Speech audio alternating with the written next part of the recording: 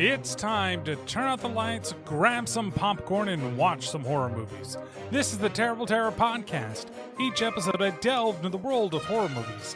Why do I do it? Well, I can't really explain it, but I love these horrifying flicks. So if you made your own movie on your phone, or made your own special effects MacGyver style, please send it my way. Now, what do you get when you take Joe Dante, the late 70s, and Killer Fish? Why, you get Piranha.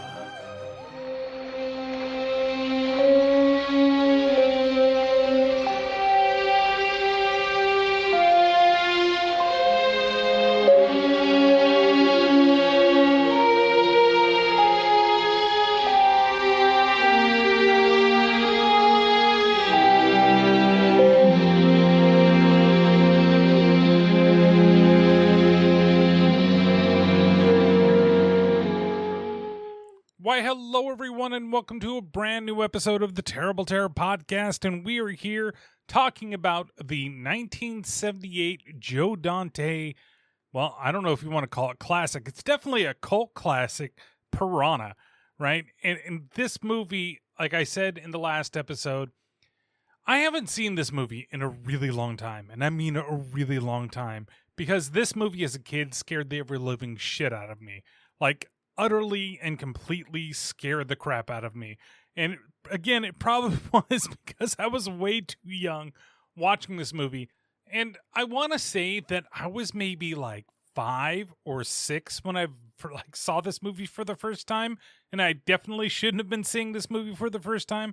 So I got to paint the picture for you when it comes to Piranha, right? And for the longest time, I had no idea what this movie was called, what it was. I just know it was the movie with the fishes in the river. That's all I knew the movie was. And then later on, I learned, oh, it's Piranha. It's like one of those movies. There's this one movie that for the life of me, I cannot, for the life of me, remember what this movie is called. But I remember watching it way back in the day. And it's like kind of a horror movie, but maybe it's a little more sci-fi, where there's this kid that thinks there's like aliens that have landed, and he actually does see the aliens that land, and they take over his parents. And it's like this weird, it's an 80s kids sci-fi kind of horror-ish movie where, you know, it's like Return to Oz, where it's not really meant to be that scary. It's meant to be for kids, but it scares the living crap out of you. Because I remember one point his parents get taken over by the aliens, and if anybody knows the name of this movie, please fucking tell me, because I need to find this goddamn movie to watch it again to make sure it's like how I remember it. But I just remember the moment like his parents were like revealed to be aliens, and it was just like really, really creepy. But nonetheless, I'm not here to talk about that movie. I'm here to talk about Piranha. And so for years, I just remembered 2 scenes in this entire movie. And the other thing was I remember the piranhas in the water. Right? I remember the piranhas attacking people's legs and doing that type of thing, but I remembered the big finale scene where all the piranhas are attacking everybody at the resort, and I remembered the kids at the summer camp getting attacked by the piranhas. Those are the things I remember, besides the shots of the underwater piranhas. I keep, not saying piranhas in the right way, and I'm going to leave it in, but if I say piranhas one more time, you guys have the right to hear it on a goddamn blooper reel for everything that was done.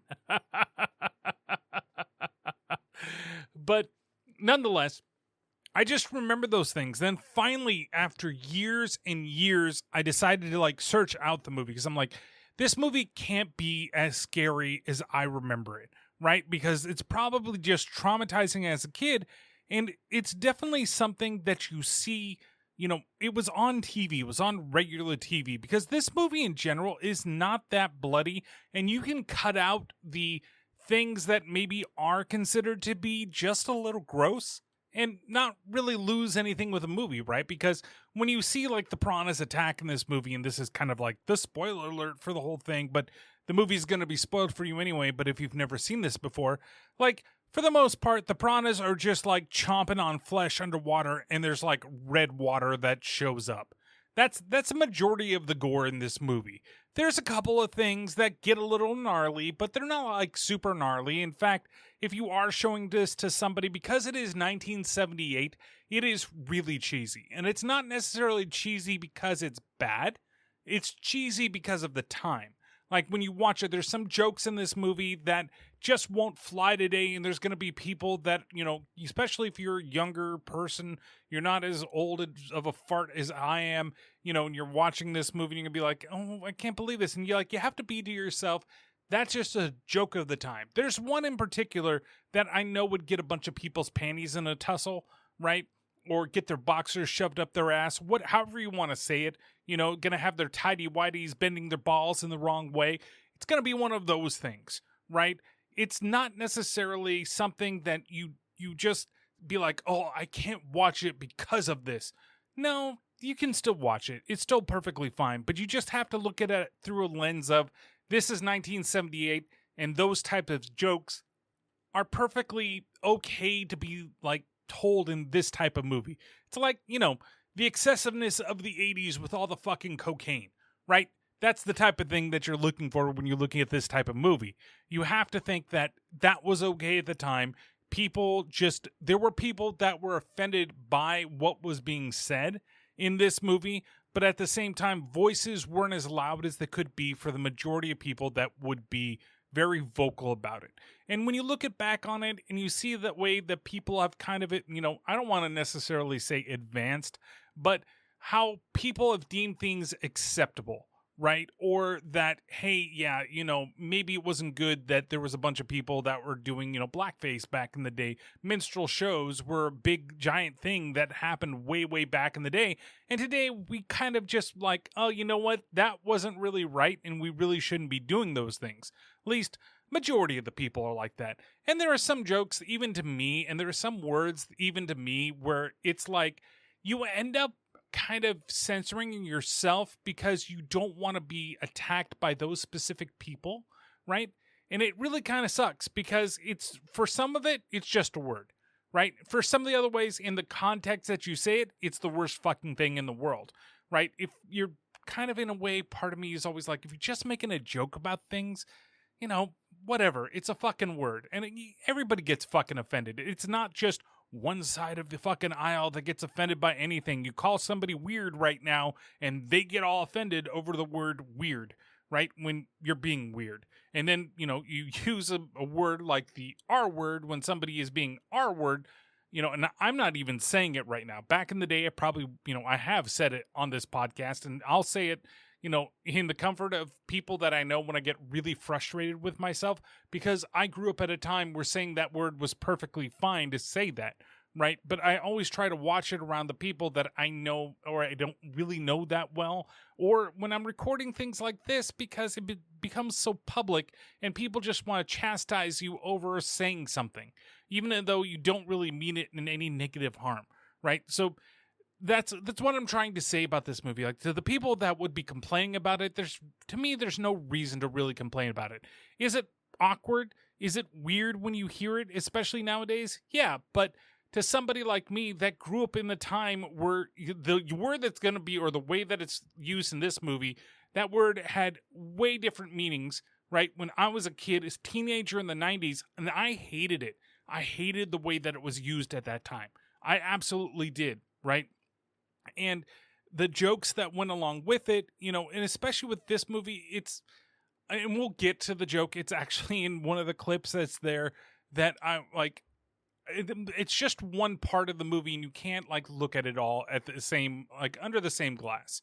So all I'm really trying to say in a very long-winded way, but this wouldn't be the Terrible Terror podcast without me being fucking long-winded about everything that I fucking do in this show.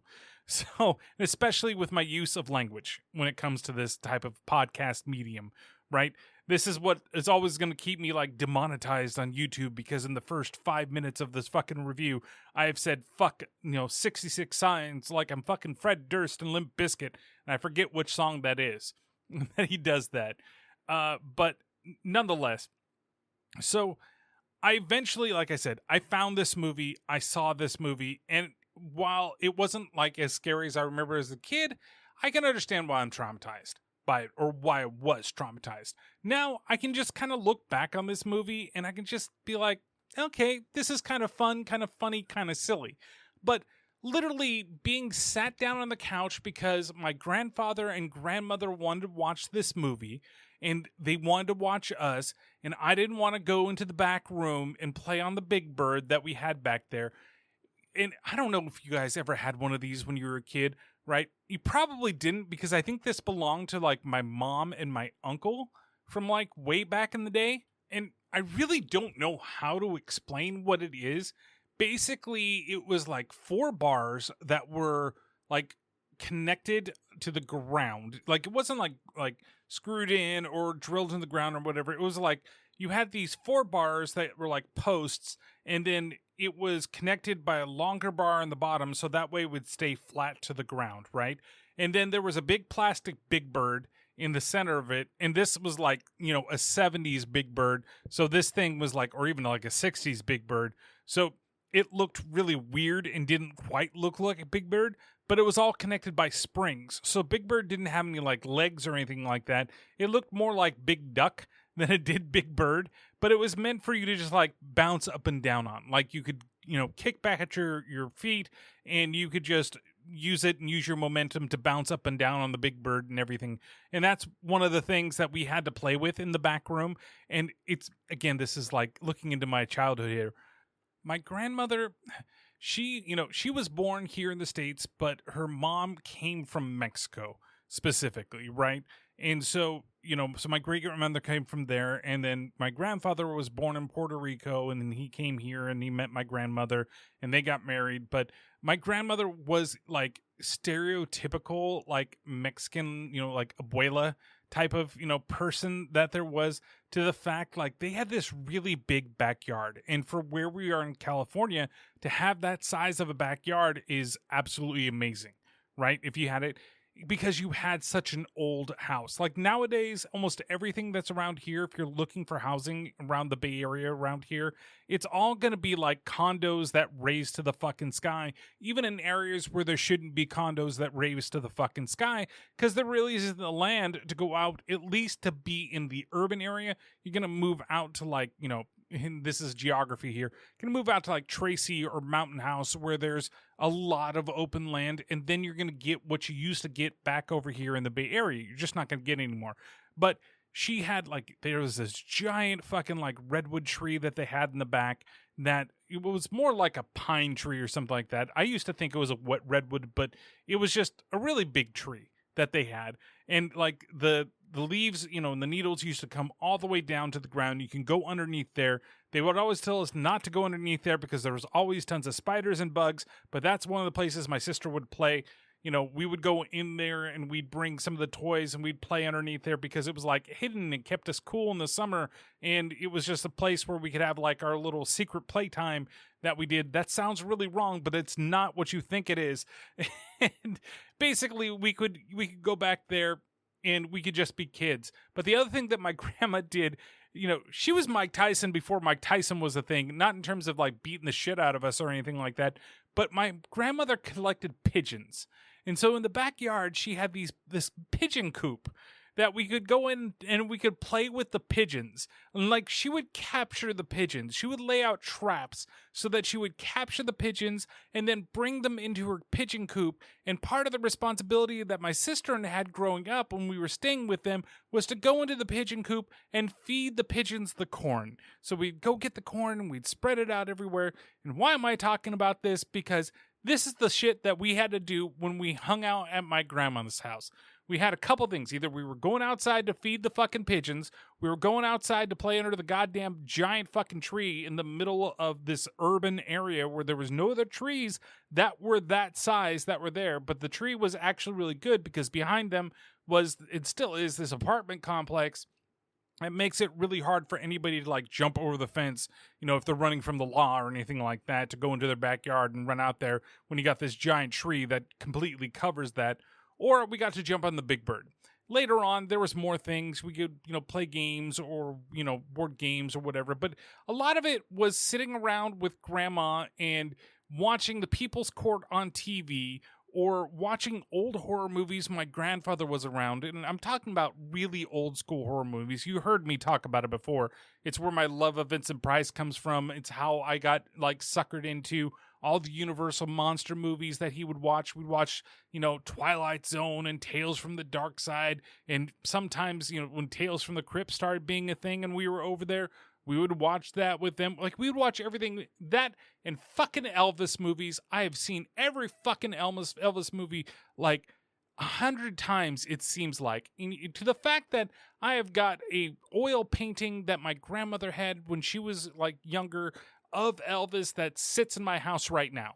Right? Because it reminds me of my grandma, and it's something that I just wanted to keep. And everybody's like, I don't want the painting of Elvis. And I'm like, but it was grandma's. I'm going to keep it here. I'm going to put it up in my house. And maybe that's what scared the ex-wife away. I don't fucking know. But nonetheless, it just like this is the type of movie that makes me think of that time. Like, I get super nostalgic about this movie, and it's something that scared the living shit out of me when I was a kid. It wasn't even something that was like, it's not like this grandiose movie or this like, it's not a Universal horror movie, right? It's not like got this classic like moniker to it, but is it still a good movie? Does it still hold up? Is there a nostalgia factor that's keeping me from hating this movie? That's something that I tried to figure out while I was watching Piranha, which is a really weird thing. And it's not the nostalgia of watching the movie. It's the nostalgia of just hanging out with my grandparents, now that they're both gone, and just being a kid and watching these things with them and wondering, why in the fuck are you showing this? Before I knew what, the phrase, why in the fuck was an actual thing. Right? So it just brings me back to a time that I really enjoyed. And like I said, it's not like we did a whole lot when we were there. We'd go outside and we'd play outside, or, we'd go in the back room with the big bird, or maybe we'd play board game. But like I said, a lot of the times it was watching movies and TV and court shows, and my grandmother loved her novellas and, all those things, or going to San Jose to my great grandmother's place, where she used to have a Saturday night mass. And so when we're over there on Saturday nights, that's what we'd be doing, except for we wouldn't be hanging out while they were all doing that. We would be playing in another room, just waiting for it to be over, And it's odd, because if you ever saw a picture of my sister and myself, we just looked nothing alike, except for when we would go to this, like the Saturday night mass, it was like I belonged, but she didn't. But then when we go hang out with my, if it was like my dad's side of the family and everybody there, it was like she belonged and I didn't.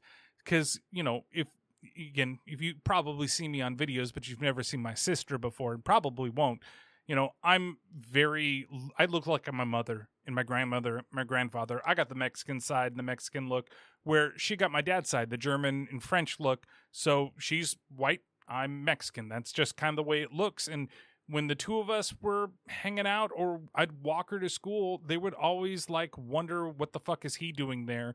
And it was always an awkward situation for me, because again, for the most part, felt like I didn't fit in.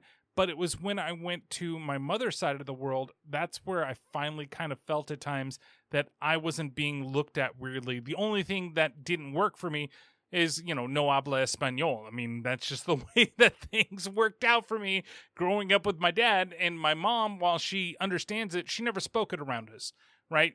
I mean, that's a lot that comes down. I know this is a lot for the beginning, and it comes from fucking Piranha, and you're learning about this shit, and it's 19 minutes in to the goddamn show.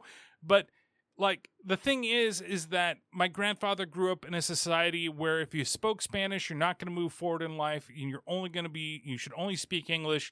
And that's what happened with my mom and my uncle, except for my grandmother kind of slipped it in to my mom, and my mom was able to converse with my great grandmothers. And it's weird when I hear my mom speak Spanish, because she speaks it fluently, but she never spoke it around us. And she only speaks English a majority of the time, unless she's around those people in her family that only speak Spanish, and then out she comes. Whereas my uncle doesn't speak like a complete lick of Spanish at all, right? because my grandmother never taught him. Never taught him that it was like a secret thing for my mother to learn this or some shit. And my grandmother tried to teach my sister and I how to speak Spanish, but never did because, she passed away when I was like 10 and when my sister was like 12, right? So it just didn't work out the way, but she was trying to slip it in every now and then to get the two of us to actually speak the language, of our people. And my sister kind of does because she did take classes, but she's not that great at it. And I'm better at understanding it than I am speaking it. I can roll my R's. That's about it. But some people start saying things to me in Spanish and I can catch on to a lot of it.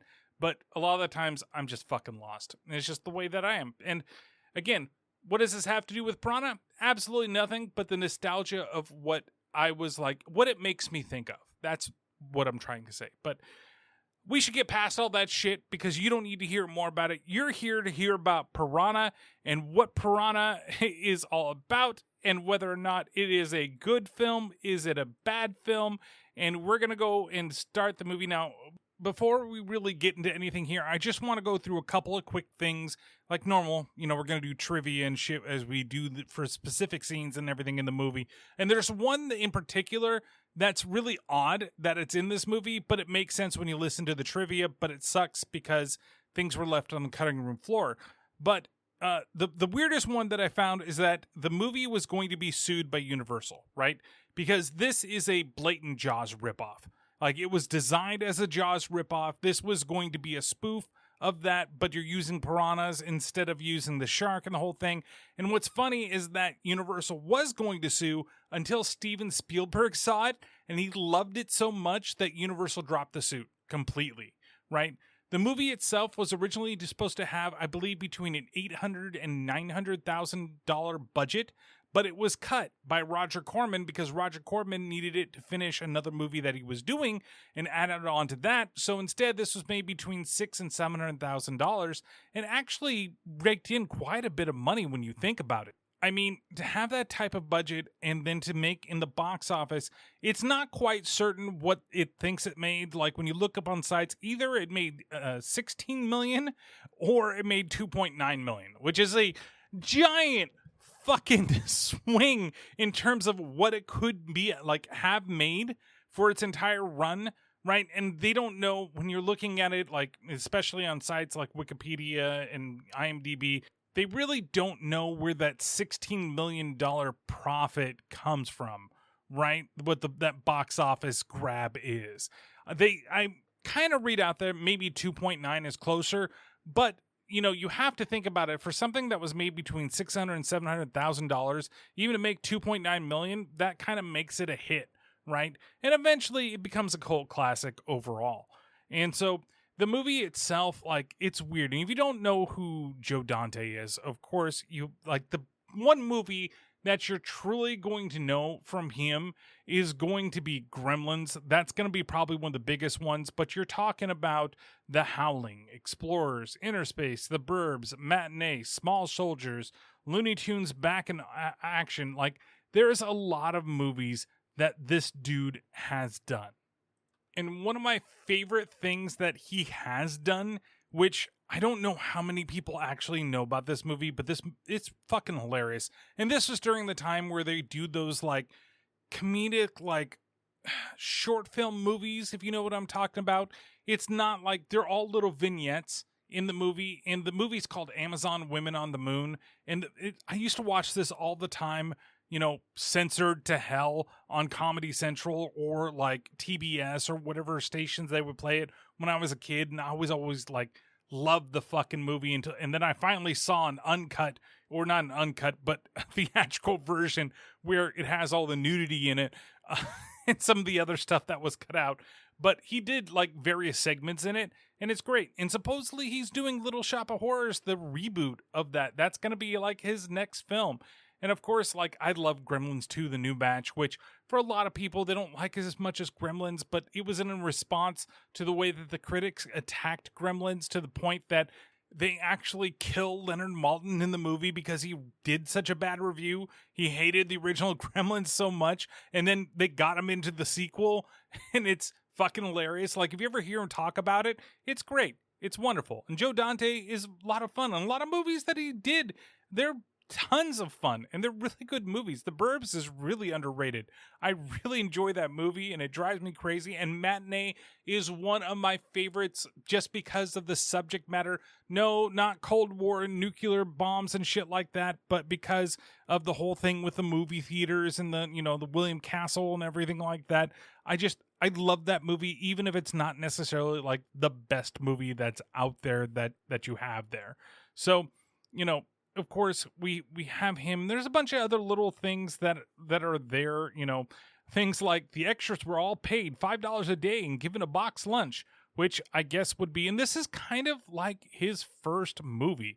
Well, technically it's his third movie. The first movie was Hollywood Boulevard, then Grand Theft Auto in 77, and then you had here in 78, you had Piranha. Right. And this was, except for with Grand Theft Auto, he actually didn't direct it. He was just an editor on the movie.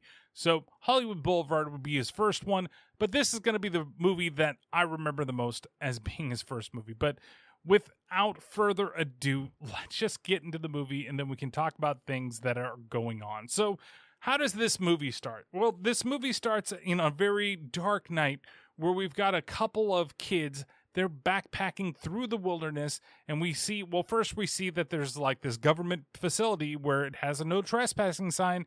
And of course, what's going to happen? A couple of kids show up that are out there, and they're having fun with each other, backpacking through the wilderness and just stopping where they're looking for the next place, I guess, to swim or some stuff on a very obvious like movie set, because you got the moon and the way the smoke and everything, it's just the way that it is. That you have it, and it's very cheesy with them, like, yeah, okay. And it's weird because it's like, this is very late 70s, early 80s, with everything from like the fashion to the boobs and I had a conversation with Paranormal Pat on this, because I was like, is it just me? Or when you watch, and I know it has a lot to do with like the film stock and everything else that you're watching there, but when you see a pair of boobs in like the 70s, and then you see a pair of boobs in the 80s, and then from like the 90s on, they all seem to be like kind of the same. And I'm wondering if it's just like the technology, even though it gets clearer and crisper, it doesn't really change the way it looks. Like there is something to do with like the grainy film stock that goes along with 70s movies, that it's actually being filmed on actual film reels rather than being just digital, as we started to get into later in, film and everything like that. But it's not just that, like there has to be, like they would say, there has to be something in the water that's making our boobs look this way, because like we have our female character, and her boyfriend, that's what I'm assuming what it is, break into this like government place that, we don't necessarily know what it is. And we get kind of an interesting, like this is the way that we get introduced to the piranhas too, right? She goes over there, she goes down to the water, she puts her hands in the water for a second, and then we get the piranha eye, because her putting her hands in the water automatically turns them on or some shit like that. Again, no, not in that way. These aren't sex-starved fucking piranhas. They're not going to go for the dick first because they haven't been laid in like 15 years. It's nothing like that. We just have regular old piranhas that are smelling flesh in the water, yet they're not leaking blood or anything like that, because to my understanding, the only way that piranhas really attack is if you enter into their habitat, which is what they're going to do, right?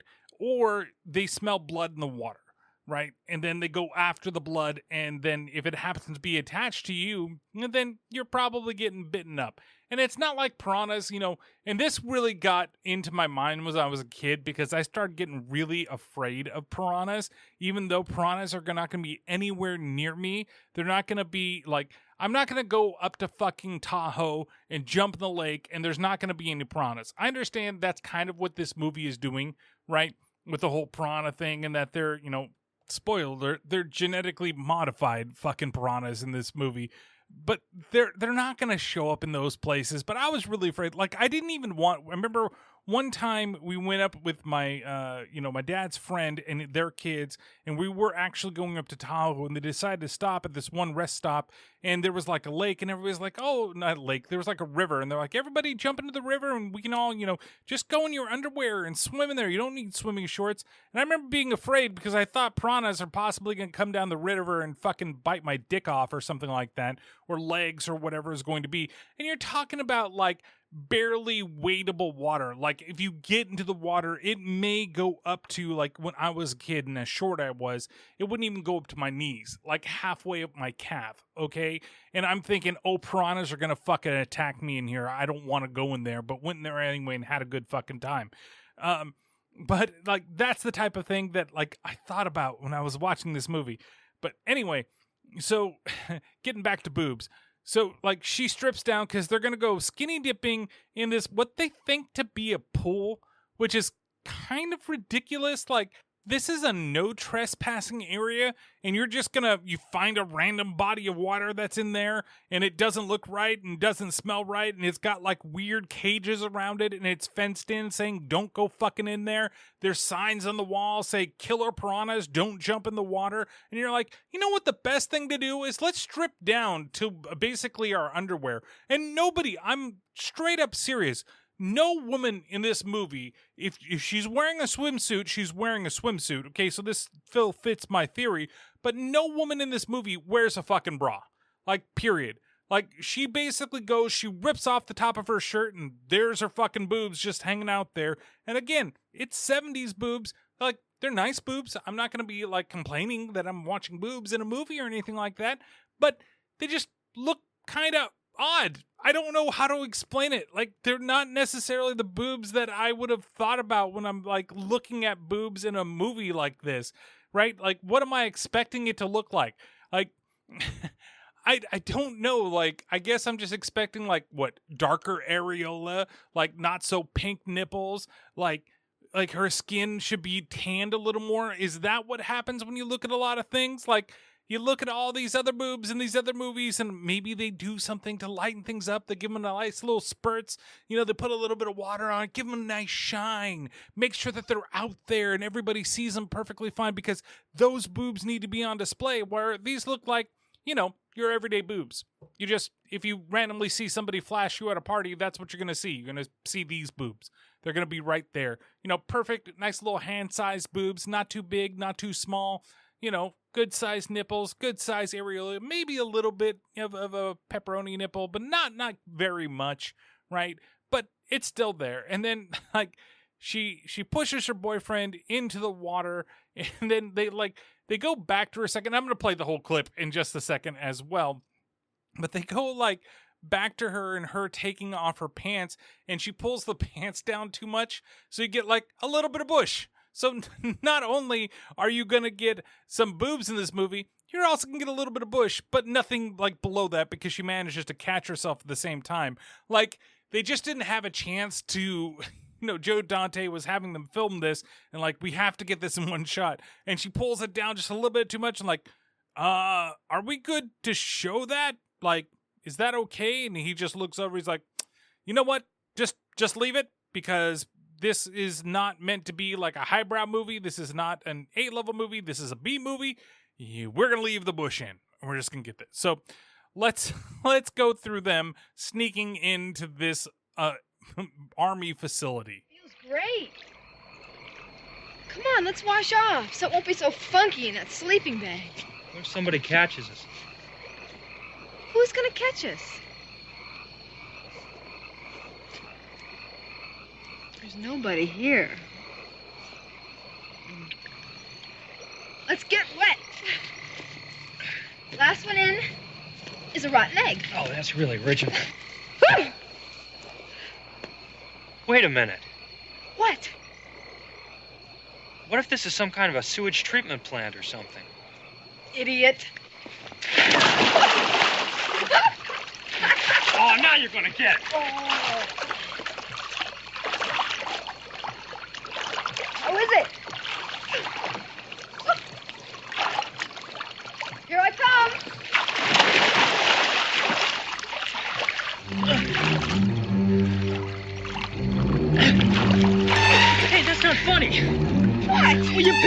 I can't believe you actually bit me. What do I look like, a creature from the Black Lagoon? You are paranoid, kid. Listen, I'll race you in the deep end.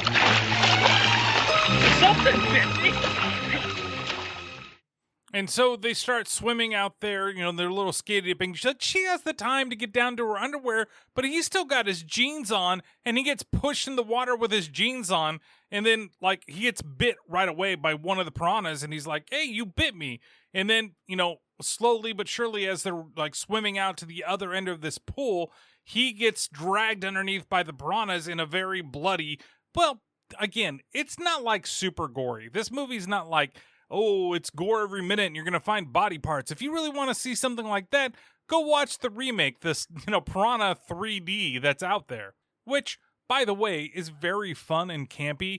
It's definitely more in the realm of that, it's self-aware that they're just remaking it. They're making it more over the top than this movie is. And, that's fine for what it is. Where this, even though it's kind of silly and cheesy, like I said, I still think that it takes itself relatively serious for the most part, but it also knows itself that, yeah, this is not highbrow. This is not Jaws. We're making fun of, not necessarily making fun of Jaws, but we're making our version of Jaws that's going to be silly and maybe just a little more over the top than Jaws was, right? That's kind of what they're doing with this movie, what Joe Dante really is doing with this movie. At least I feel that's the way that this is. And so, he gets pulled down in a pool of blood, and then she's like, what's going on? What's going on? She tries to go over to him, and then all of a sudden she starts getting attacked by the piranhas as well. And so she tries to swim over to the side, and the last shot you get of her is her arm coming out of the pool, trying to pull herself out, but then she's overcome and slides in the water, and then we pan over to this building in the background where we see a light turn on, and then all of a sudden we go back over to the pool turns red, and we get the title cards for the movie. So as beginnings to movies go, this is pretty good. Is it a little cheesy? Yeah. And again, I'm going to say this multiple times, and probably, the dead horse is going to be back here. I'm going to beating it over the head with the whole thing. The movie itself is just really a sign of the time, right? And the things that you're going to find silly, and it's funny because I have to think about something that's very recent that I went through. It's not like I went through it or was traumatizing, whatever it was. Just so I'm friends with the guys over at the PTO Unlimited podcast, right? They're more general topic podcast, Josh and Alex over there that they do it. Used to have Brett as a co-host and everything like that. Check them out. They're on YouTube primarily, and they're on other things that are out there.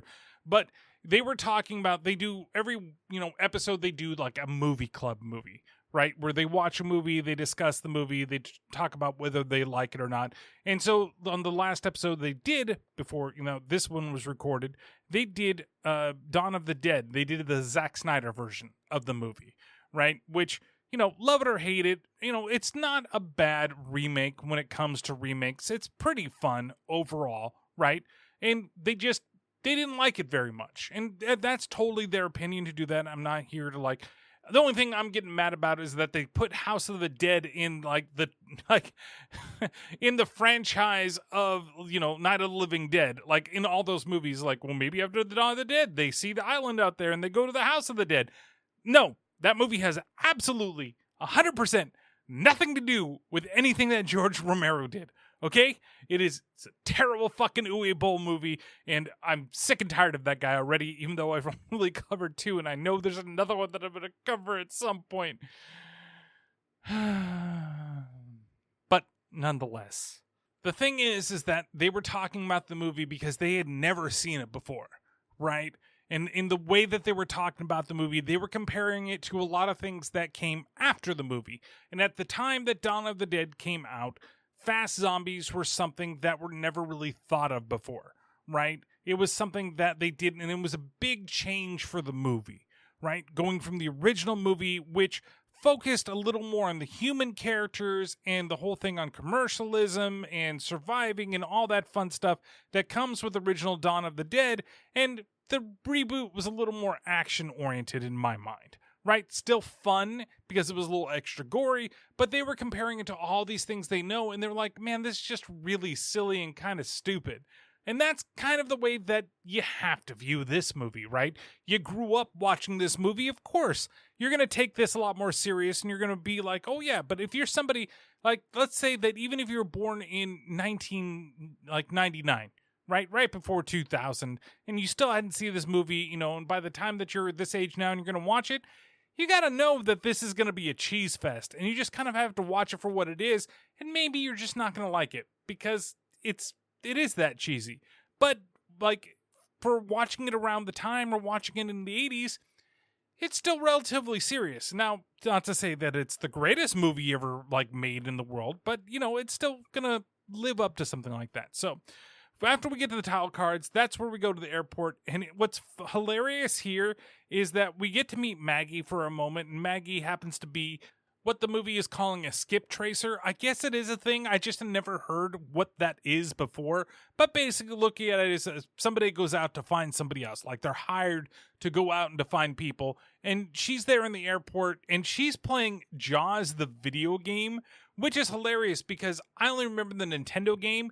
And like looking at this, like this arcade machine that she's playing. And again, it's a nod to Jaws, which this is a spoof of. Okay, so it's putting it in directly into the movie and getting you ready to what you're going to know about it. But what's funny is that the game that's presented there, like the old Nintendo game Jaws, when you play it, it's by LJN, by the way, which is notoriously just a bad video game company that took a bunch of licensed things and just made very shitty video games out of them. And one of the things that you do in that game is when you get attacked by Jaws in the boat, you go into this scene where you're this little scuba diver and you go into the water and you shoot jellyfish, and then eventually Jaws comes at you and he swims at you, and you either have to, I think, outlast him or you have to shoot him so many times until he goes away, and then you go back up to the boat after you collect like some seashells and some shit that's in there. And I always thought that was specifically that game, but then watching this movie, the game that she's playing is that game, and this came out way before the NES game came out. So I find it really funny that LJN actually copied the arcade game and basically put some other things. I mean, this looks like an old school like Atari game, right? Who knows if this was actually like an actual arcade cabinet? It looks really cool if it was. I'd love the fucking design around the screen and everything like that. In fact, I'd love to see if I could find one of these somewhere and like see what they did. And the fact that the game that she's playing is basically what I saw and played back on the NES blows my fucking mind. So she's busy playing the game. Meanwhile, the person that's hiring her is out there basically getting ready to rent her a car and send her on her way. Rent a Jeep? She'll be traveling on unpaved mountain roads, and unless you want to... All right. Where do I sign? Mr. Leo, shh. The white zone is for immediate loading and unloading. Okay, we're all set. And when you get to Indian Springs, you'll get a Jeep. The roads are very rough there. No sweat. Hey, look, I can handle it. Well, I know you can. I wouldn't send you if I didn't think you could. Come on. Wait. Gotcha. I found the bigamist, didn't I? Right. And the bad check lady, Mrs. Pilgrim? Right. And I found Mo Schneider. Yeah, 3 times, but those were all in town. You're strictly a city kid, and these kids are way out in the boonies. I can find anything, Earl. I'm 2/3 bloodhound. I told you that when you hired me. Oh my gosh, my ticket! I could have sworn I put it in my pocket with my ticket.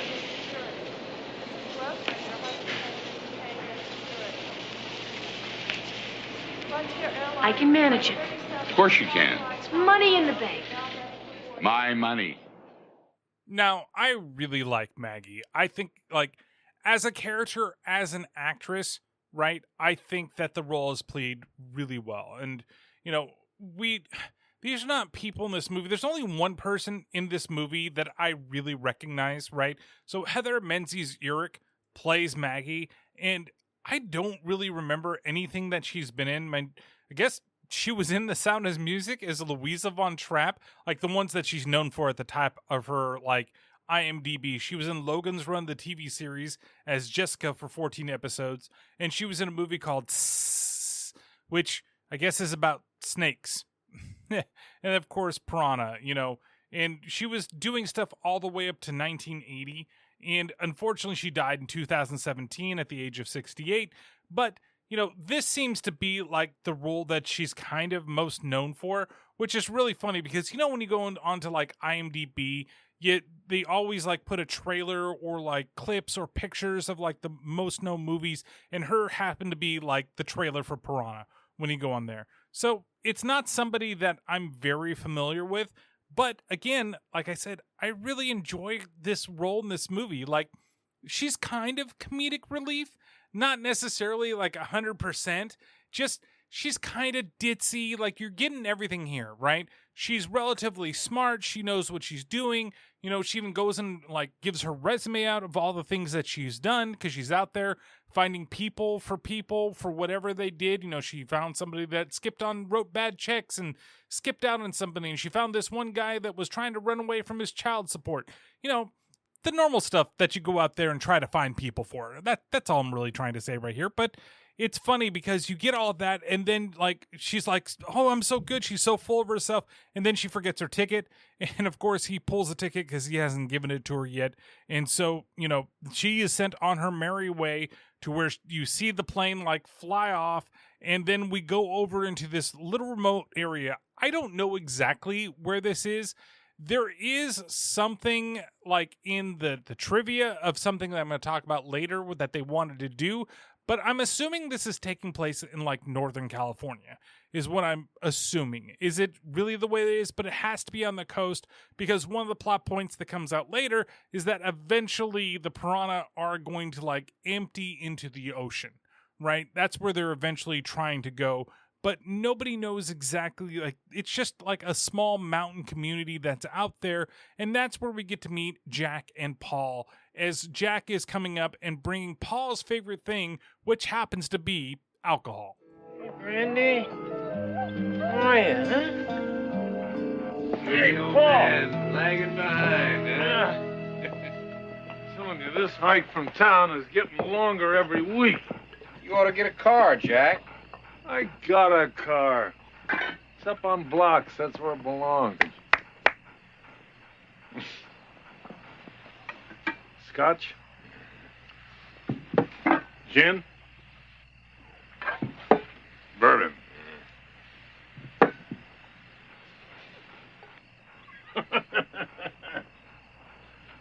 Tequila! You're the 7th Cavalry, Jack. I just ran dry today. Yeah, cornmeal is down there, but I ain't gonna walk down there and get it. Man cannot live by booze alone. In lieu of rent. Okay. So what's up in town? Same as usual. I bet you miss it, Jack, huh? I bet you miss selling whatever it was, that plastic fruit. Oh. Got the river. Wakes me up in the morning. Gives me a bath. Does my laundry. Gives me my dinner. Puts me to sleep real gentle. I got my river. Got Brandy. Paul. What do you got up here? I got scotch, gin, bourbon, and tequila. What's it to you, anyhow? Okay. Okay, buddy. Let's see. So I feel like the performance here of Jack is like in part wasted on this movie. Like, I really like this whole little section, and it's a good introduction to Paul and Jack where you have these two like different people that are friends, and they're very similar because of what goes on with Jack later in the movie when he tells his dog the story of another dog that he had, and he's basically a drunk too, but he's just living his life after being retired, and he just loves the nature. He doesn't want to go back to what he has. He's got the river, he's got the water here, and it bathes him, which is weird. I don't know if he just jumps in there in the morning and just like hey, I'm going to go and clean myself in the river today. Like, I just would not find that super sanitary, and I'd be worried that something would decide to, like, crawl up my ass, right? Like, I'm not saying that there's going to be piranhas later on in this river, but, like, would you really want... I've seen Stand By Me before. You know, you're going to go out there and get a bathe and you're going to fucking leech on your fucking junk. I don't want that to happen. I'm not saying that there are necessarily leeches out here, but maybe there's, like, you know, poop-eating fish. Not necessarily tilapia, but there might be, like, little ones, and you got a little dingleberry on your ass or something like that, and it's going to crawl over there, and it's going to be like, and it's going to bite it off, and you're not going to realize that it's done it because it's really gentle and it's been feeding on it, and then it notices, hey, there's a couple more just a little deeper in, and then it just, whoop, right up your ass, and you're in the fucking hospital, and you're being talked about like you're Richard fucking Gere with a goddamn hamster, right? Instead, you've got a fish up your ass, and you don't want fish up your ass and everybody think that you're a fish fucker or that fish fuck you and you enjoy it. That's not something that you want, right?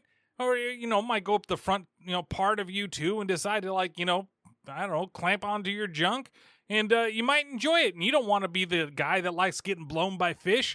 I mean, that's not something that you want to do, right? So why would you go bathe in the river? And I'm pretty sure that there's way, like, dirtier things that are in there as well. Like, to go swimming in the river is one thing. To go, like, whitewater rafting, which is so much goddamn fun to do, like, in a river is really fun. But once you're done, you want to get into a regular fucking shower because that water can fucking stink. But it is nature, and it is beautiful and wonderful, and to be able to wake up to that every day and to have that for the rest of your life just seems like it's heaven, and it's really portrayed in the performance that Keenan Wynn is giving here as Jack.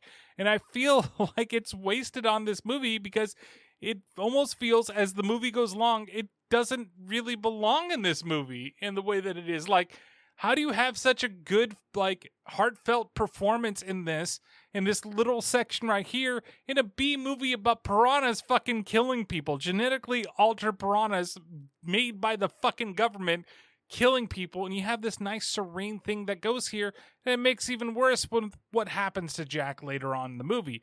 And then you've got the exact opposite with Paul, who's just fucking drinking his life away. He's here, he pets the dog that we've got coming up. He's all excited because he's getting more fucking booze. He just ran out. He's got his 4 favorite guys that are with him. He's got his bourbon. He's got his whiskey. He's got his tequila. And he's got whatever the last thing was, because I can't remember just right now for some fucking reason. So from here, we cut back over to Maggie as she's driving the Jeep that she's got rented for her. And then it does break down because it overheats. And again, this is just, it's all weird to me because you're looking at this stuff as it being from 1978, right?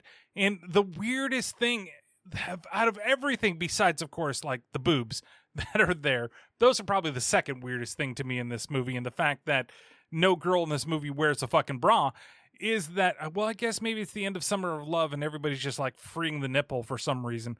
But nonetheless, it's the fact that, like, there's no power steering on this Jeep. Like, it's just odd to even remember those things, because, like, I was at the end of all of that. Like, I never drove a car that didn't have power steering, but I always remember the cars that, like, again, going back to my grandma, she used to have, like, an old, I believe it might have been a Mustang. I can't remember exactly the make of the car, but it was, like, at the time, it was a very Mexican car to have. You know, in what it is. It's not like it was a lowrider or anything like that, but I always remember that, like, she really had to turn the wheel. My grandfather had an old green Ford, and it was the same thing too. If they couldn't, like, get a hold of, like, the turn, or they took something too fast, you couldn't make the turn that well. And so you really had to, like, adjust for it, right? And it's funny to see Maggie driving this Jeep around, and she's really got to turn that front wheel to make sure that the tires, like, turn completely. And it's just funny to me in the way that it is, you know, as she's driving around here, and she looks like it's a little awkward for her to drive just in general. But eventually, you know, she does have to stop the car and lift off the hood because it's overheating. And what's funny is she's able to actually, like, fix the problem, which kind of shows that she's smarter than you might actually think. Then we cut back over to Paul, who's busy like frying up a fish. And what's weird to me, and maybe it's just not something I'm used to doing, I guess, when you're eating a fish, like frying it directly on the pan, head and all, not filleting the fish, not actually like taking off the skin, or like at least, like I said, filleting it so that way it's cut in a way so you're just cooking the skin, but instead of cooking the whole fish. But then I have to remember back to my youth as well, in like actually getting fish in a taqueria where they actually take the full fish and they throw it in a fryer, and then basically you just like a deep fryer, like you get deep fried fish. It's fucking delicious, by the way. You know, it's really well seasoned and it's thrown in there, and then you basically are just pulling the fish apart and you're just eating it from the inside with the head like fucking staring at you right there. And even that's a little rough, but then it makes sense to me, I guess, for him. But it's just weird because in most cases, I would think that you would at least, like I said, fillet it. So he's busy cooking up the fish as he hears a knock on the door, and that's where we get to have Maggie meeting Paul for the very first time. It's open. Paul Brogan? Hi, I'm Maggie McGowan. I work for a skip tracing company. What's that? We find missing people. Did No. my ex-wife send you? No? I'm looking for a pair of teenage kids. Some friends of theirs said that they might have gone backpacking up here. Well, I haven't seen them. You talked to sheriff's people? They said it was a big mountain. You're right, it is. Well, I figured they may have followed along the river. Are there any places to swim near here? Well, if they drowned, they'd be swept down at the dam, you see. So you're starting at the wrong end. Boy, you're the wrong end, all right. Look, am I interrupting something? I mean, this is kind of important. Hey, you cool your jets, lady. I didn't axe murder your young couple. I can't help you. I haven't seen them. Are there any other shacks up here? Cabins. This is a cabin. Well, are there any more of them? Any places where they might be holed up? Well, there's no fella named Jack. Has a place downriver a bit, but he's not with them. And there was some kind of Army test site way up the mountain, but that closed down 5-6 years ago. Come on, let's go. Go where?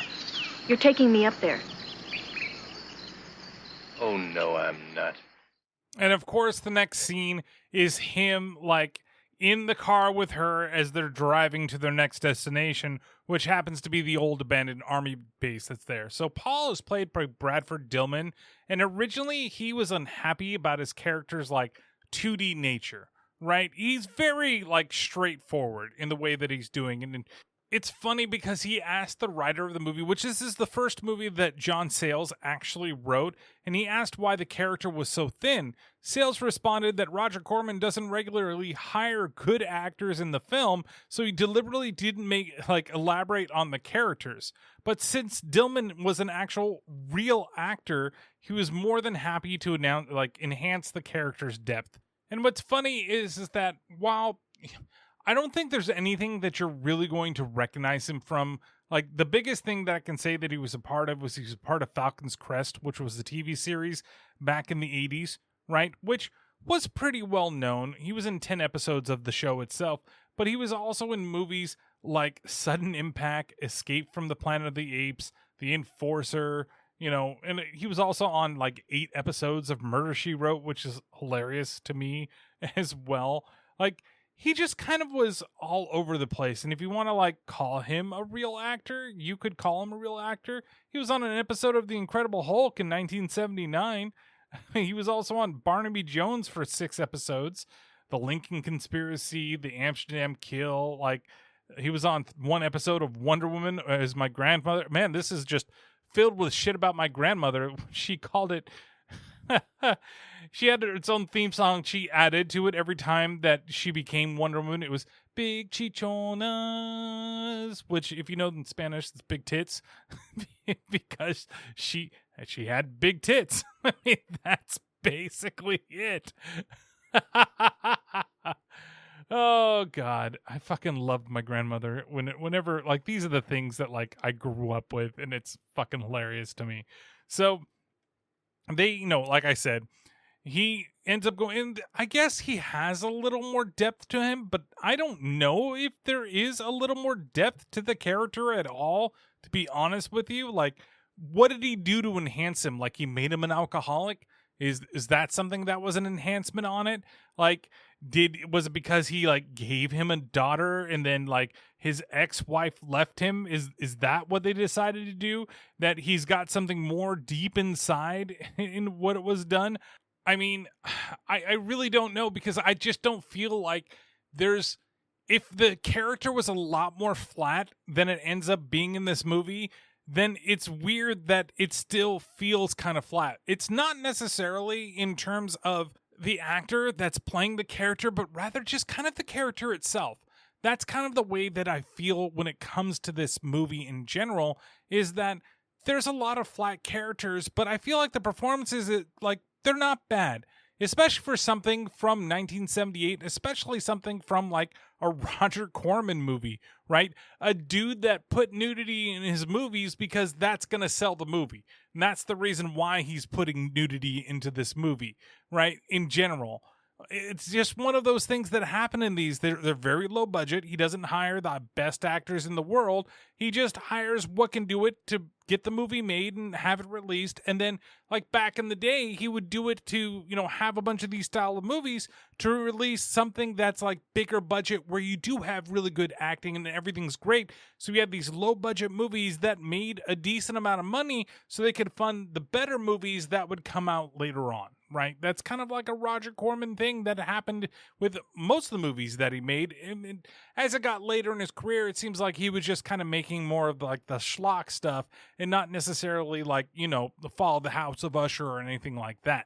Like, even when it comes to this movie, it's hilarious to think that after, Dante, he only had a 20-day schedule of editing this whole movie. And when he finished after that 20-day schedule, he was totally convinced that it was going to be one of the worst films ever made, to even the fact that after he showed it to, sales as well, sales all but decided to leave the movie business behind forever and go back to writing novels. And there actually is a novelization of this movie as well, which also is funny. As another side note to my side note, is that in the novelization version, it actually gives a lot more backstory to Maggie and how Maggie became like basically like a private detective, right? That her boyfriend broke up with her and she hired a private detective, and she got so into the world of private detective that she decided that that was the career that she wanted to leave.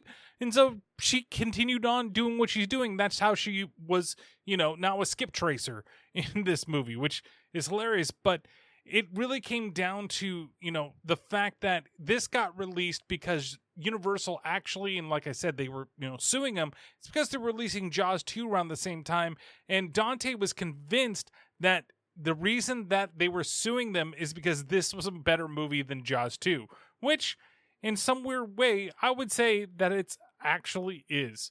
And it's so ridiculous in the way that it was done. But yeah, but that's, like I said, it's just a Roger Corman staple when it comes to the whole thing. Before we get back to the movie, the last thing I'm going to say too about the character of Paul is that originally it was offered to Peter Fonda to play the role, who ultimately turned it down, right? Which I find really, really hilarious that he was even offered the role. But nonetheless, so Paul gets into the car with Maggie and they go up to the place to where they begin searching around. And as they it's funny because she goes up the fence and it's like all about, restricted area, don't give in. And like the two teenagers were able to find a hole in the fence, but she just goes right up to the gate, sees that it's locked, takes out a fucking axe and starts bashing the lock. So she breaks the lock and they break into the place to go look around. And Paul's like, well, I guess you did it. And Paul also brings along his canteen that we saw him filling up with alcohol earlier. So I guess for him to do it, he's just going to remain drunk for the rest of the time. So maybe that's how he got convinced. He sees an attractive woman. She wants him to go hang out with him, with her, I guess I should say. And, I might as well take my booze and let's just see what's going on here. And if I have to be dragged along, at least I'm going to be drunk while doing it. So they reach the pool, and again, we have her like put her hands. Well, actually, Paul puts his hand into the water to feel it, and he's like, man, this is really cold. And once again, it alerts the piranha, and we get to hear the sounds of the piranhas again. And I didn't mention it before, but the piranha sounds were meant to sound like, to Joe Dante, he said they sounded like a dentist drill, and that's kind of what they did, but he would never elaborate on it anymore any further. So when they go down there, of course, piranhas activate, and he takes his hand out of the water before the piranhas can even go up to him. And then Maggie finds a necklace kind of laying down where the girl died in the beginning of the movie, and realizes that the initials on it are BR, which stands for her name. It's like Brittany something or other, Brittany Rugga Naga, not going to be alive in this movie anymore. But, figures out that, yeah, this is where the kids actually came, and they need to find something that's out there. Like, she thinks that it's possibly that they're in the water and they just drowned. And, Paul basically is like, well, how do you know that? And she's like, well, the bodies aren't going to surface up for at least 24 hours. He's like, how do you know these things? She's like, well, it's just part of the job. It's stuff I've got to know. So they decide to go into like this weird back area where they find this tank where he's like, oh, is that like tropical fish or something that's in there? And then it turns out that it looks more like a maze, like it's training the fish. And there's all these other animals in cages. Like you see there's a rabbit there. She grabs a coffee cup, and the coffee cup is still warm. So that means that somebody's got to be around. And we get one of the weirdest things in this movie that just gets dropped like completely. And it doesn't make any sense in terms of the movie, other than it's like, oh, they're definitely doing experiments here, because we see this little like claymation fish man thing. Like, it's a fish walking around with legs, and it's all claymation. And Joe Dante put it in the movie because he wanted it to be like a reference back to Roy Harryhausen, right? In the way that it's done. And it actually had a bigger role. Originally, Dante wanted to have it like pop up throughout the film, but slowly get larger and larger and larger. And where I say in the beginning, like I said, oh, this takes place somewhere in California, is because originally the last shot of the movie was supposed to be like an Easter egg at the end of the film, at the end of the credits, in that you see this fish monster a lot bigger, and it's looking at Santa Monica, right? It's looking at the Santa Monica Pier as it comes out of the ocean, because of, them actually surviving. But ultimately, all those scenes and ideas were cut from the movie. So this is the only scene that you get to see of the walking fish man, as it's just kind of in the background out there when you're looking at all these weird things that are in the lab that he has there. So as they continue looking around the lab, that's when eventually they do find all of the stuff that the two kids left behind. Well, they've been here all right. And they never left. I say we drain the pond. Well, now, wait a minute. I mean, you can't do that without getting somebody's permission, Well, if it still works, it's the quickest way to know if they're down there or not. What are you doing? Now, this is where we get to meet Dr. Hoke for the very first time, as he comes out of the middle of nowhere and begins attacking Maggie and Paul. And if you don't know who Dr. Hoke is, like, you'll see him right away. And this, to me, is the most recognizable person in the whole movie. And this is played by Kevin McCarthy. And if you don't know Kevin McCarthy, if you know him like I know him, you know him from UHF, right? That's going to be that's my reference point. Directly whenever I see him, that's there. He's basically R.J. Fletcher, and I believe he's been on this podcast before, and I mentioned it. He's also, of course, in Invasion of the Body Snatchers as well, and he was also in Inner Space. He's been in a ton of movies. Unfortunately, he also passed away in 2010, and, he kind of became more of a character actor as the years went on, and he did get a Oscar nomination way back in the day. I think for Death of a Salesman is the movie that he got nominated for. He's been in a ton of stuff, but UHF is always going to be the role that I remember him for. And I think that he's just so absolutely fantastic in that movie. And it's weird to see him in like a B movie like this, just to randomly show up as the doctor that basically has been taken care of and kind of created the fish, as we're going to learn later on in the movie. So, you know, he goes after them because they're starting to drain the pool, and the pool that they're going to drain happens to be the pool that has all the killer piranhas in there.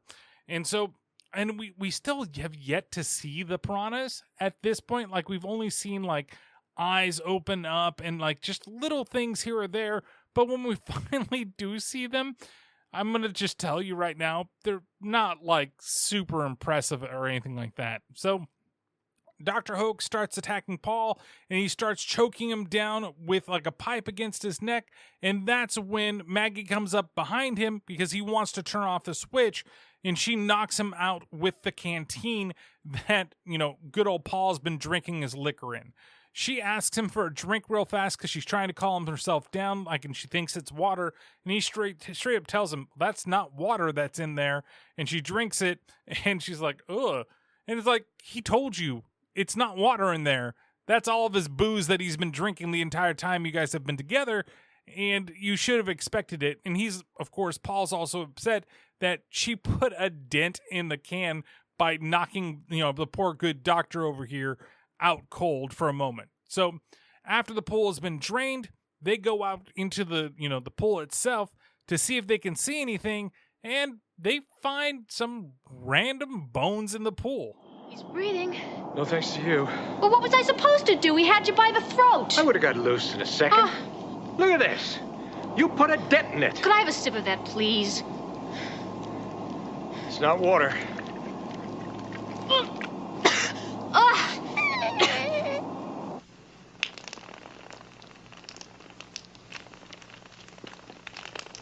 What is it? Water's salty. Where does this drain to? It was a fish hatchery before the Army took it over. Probably drains underground into the river. Uh-oh.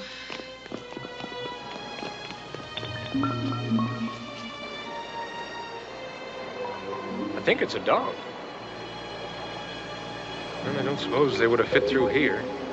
Not in one piece. You think he's all right up there? Oh, shit. Oh, my God.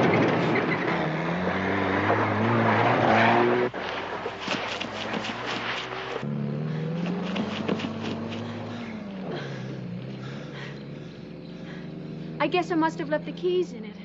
Huh. Oh, you think so? I mean, he managed to just get into the car. Of course, you know, this is a movie, so he could have, like, hot-wired it, like, super-duper fast, because everybody and their mom, whenever they go to steal a car in a movie, it takes, like, 2 seconds to actually hot-wire the stupid vehicle and drive off. But, of course, like, again, she's, like, resourceful and actually very knowledgeable about a lot of things, but she's also really fucking dim-witted at the same time by leaving the keys in the car. Like, regardless of what you guys are doing, like, why would you leave the keys in the car? Like, right there. It doesn't make any sense that you wouldn't just pull them out. Of course, if you're absent-minded, then that would be one thing, especially as we saw her in the airport where she didn't really have her ticket that they needed, like, she needed to get on the goddamn plane. So, of course, it's the good old doctor. He goes and he's stolen the car, and he's racing off because, you know, he's like, oh my God, they opened it. Kill. They're going to kill. Opened it. And then he's like, you know, still kind of woozy because he's probably has like some sort of a concussion. And that's where he drives and he just rolls the fucking Jeep and crashes. And we have Paul and Maggie catch up to him as he's basically knocked out on the ground, really beat up, but he manages to be alive at the same time. Also, those bones in the pool, like when you look at them, that is a really, really big dog. And while I'm, you know, I might say, okay, it's a dog because that might actually look like Zach. You know, if you've ever seen pictures of my dog that's been on my social media before, like that would be that moose's fucking skeleton if I ever saw one before. But it's weird because you don't really see the head, so you don't really know what it is. Could have been a fucking mountain lion. Could have been a crackhead. Could have even been a fucking leprechaun. You never know. Somebody might have been out there with their leprechaun flute playing it and trying to get the leprechaun's gold, and then it falls into the pool and it's fucking eaten by piranhas. You don't fucking know. You weren't fucking there. Leprechaun flutes are fucking real. Are they? Or was that just one video I watched a really long time ago? Oh, whatever it is. I mean, it could have been anything that was there inside of the pool. So they run over to go get, the good old doctor and bring him back into the house and realize that, he's basically okay, but he seems like he's a little delirious. Easy. Easy now. Easy. Razor teeth. What's razor teeth? You drained the pond? Yes, we found... You let them out! Let who out? You okay? Get out. What's he doing? You don't know what you've done. Untie me! Untie me, I've got... Question is what you've done, mister. What? You don't know. They breed like flies. There'll be no way to stop them. Would you talk sense, damn it? Now, what about those kids? I can't tell you. Oh, Mother of God, they'll kill us. They'll kill all of us. Okay, mister, listen. They're gonna sweat it out of you in town.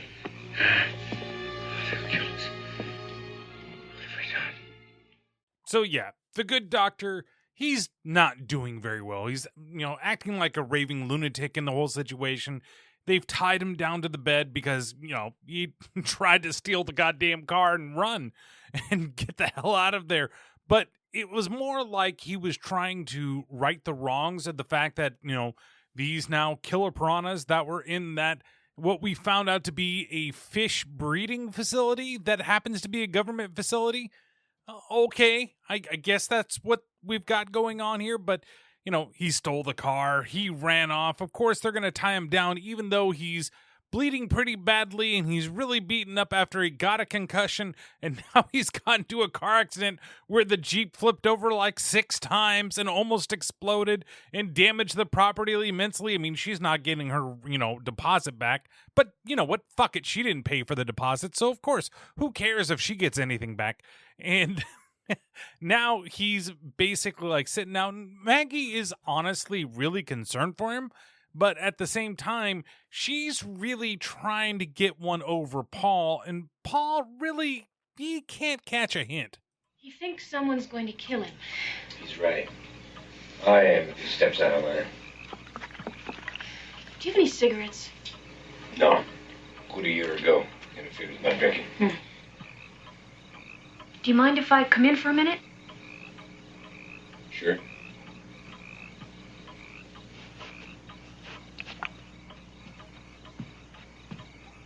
So did you start drinking before or after? Before or after what?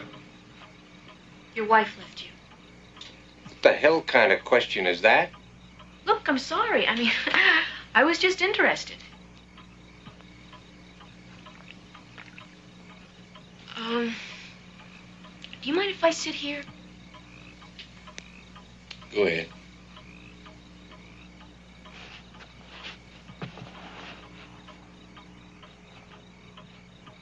How long were you married? 10 years. She was just 17 when we eloped in her father's car. And we thought we had the world by the balls.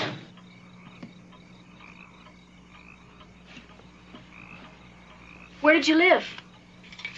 In town. I worked in a smelting operation downriver. Then the government closed us down and said we were killing too many fish. They gave it to the Army, and the Army sold it to some resort outfit. So you know that somebody was making a bundle somewheres along the line. How do you make a living now? Oh, back pay, unemployment. I'm gonna have to go to work come September. Yeah. Keep my daughter in saddle shoes. Does your daughter live with you? Yeah.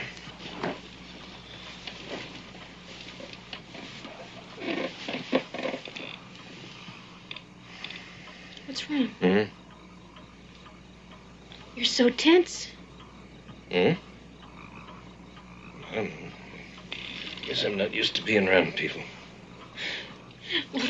That's obvious. I've been trying to hint my way under the covers for 5 minutes now. Okay, so this scene is honestly relatively weird because, like, I guess this is some of that character depth that they were trying to give Paul in this movie. And it's like, okay, I guess there's a little bit more. Like, we get a backstory for him. Like, everything that he's done. We find out that he used to work for a smelting plant that was over there, but it got closed down when the government came through, and they said that the smelting plant was killing too many fish.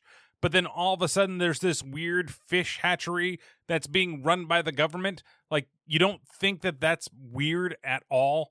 Like, oh, I guess they just fucking showed up over here and they, fish started dying and everything was okay. They blamed it on us, but we were, never really that bad. I mean, we just dumped a bunch of chemicals inside of the river and possibly caused a lot of kids to lose, their hair or maybe an eyeball here or there. But everything was perfectly fine. And then, then my wife left me because I didn't have a job anymore. And, when that happens, you just turn to alcohol. It's your best friend. Have you met my friend Jack Daniels over here? He's the best friend in the world. I mean, keeps me warm at night. Every now and then he lets me, tickle his butthole on the bottom of the bottle. I mean, it's a lot of fun when you have a good relationship, though he gets very jealous of tequila, but tequila is only there when I'm feeling really festive, right? I mean, you see the sombrero over there in the corner. You can't have tequila without a sombrero. I mean, everything would be fine if my wife had left me and stuck me with this stupid fucking kid. I just don't know what to do anymore with her. She just keeps talking about all these newfangled things like, I don't know what kids are into during the late 70s anymore. My Little Pony? No, that's like mid-80s. I don't fucking know. Like Ball in the Cup?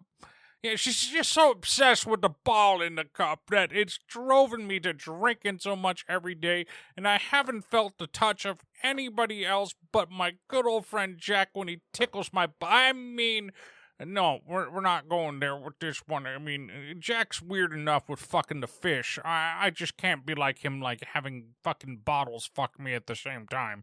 So, yeah, you see where I'm at. Man, I really need to sleep with this guy. He sounds so interesting and cool.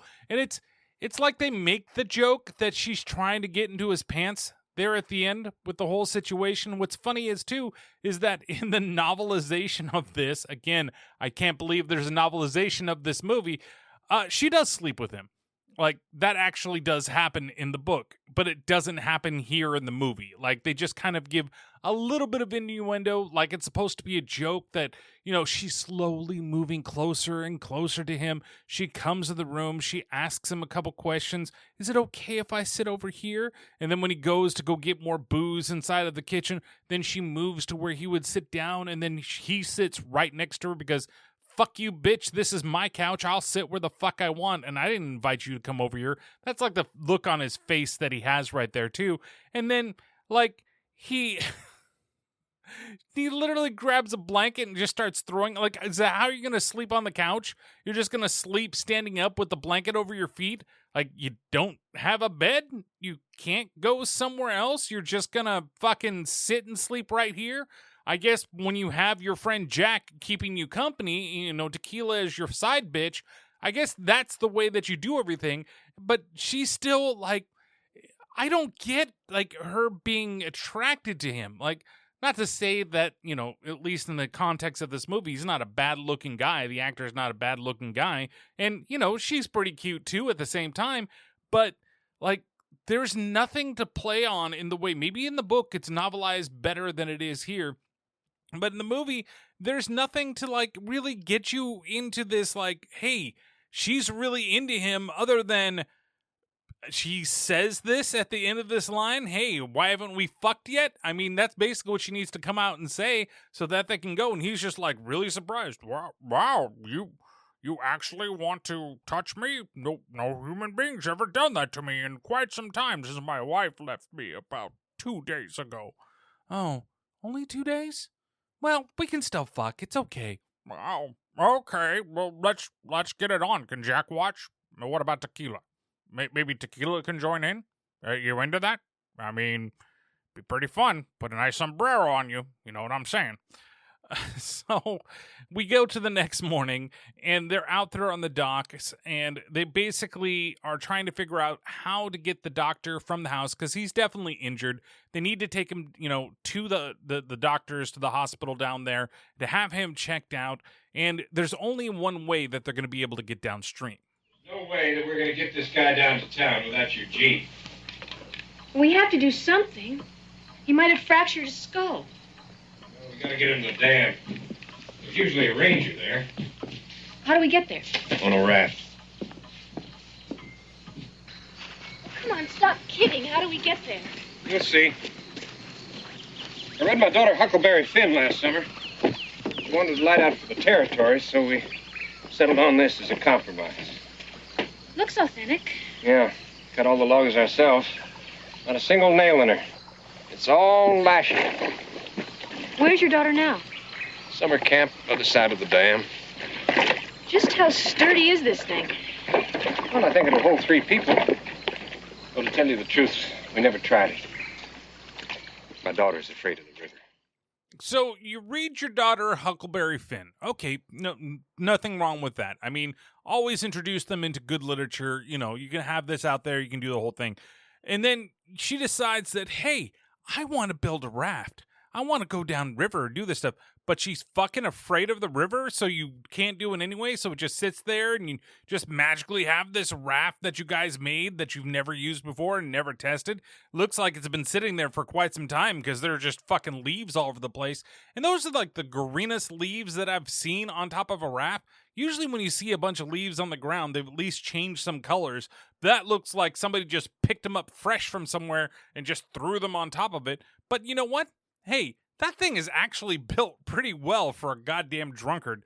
Somebody, I guess maybe Tequila's helping him with his building capabilities because that thing looks sturdy as fuck. Even though they say maybe can fit 3 people. Well, exactly 3 people because, hey, they got to make sure they take Dr. Hoke down the river and everything like that. So we then cut over to the summer camp for the very first time, and that's where we get to meet his daughter, as well as one of the most fucking dickish camp head counselors that I have seen in a movie in quite some time. Susie, honey, don't be scared. You just have to swim out to the marker and back. You've probably swum twice that far in a pool. Well, if you don't pass your solo swim, you can't get your water badge. I don't care. Well, what is it that you're afraid of, honey? Things. You mean like sea monsters? There's just a few little fish in here. They eat plants at the bottom of the river. They're not at all interested in little girls' fingers and toes. Dickinson! Over here, Mr. Dumont.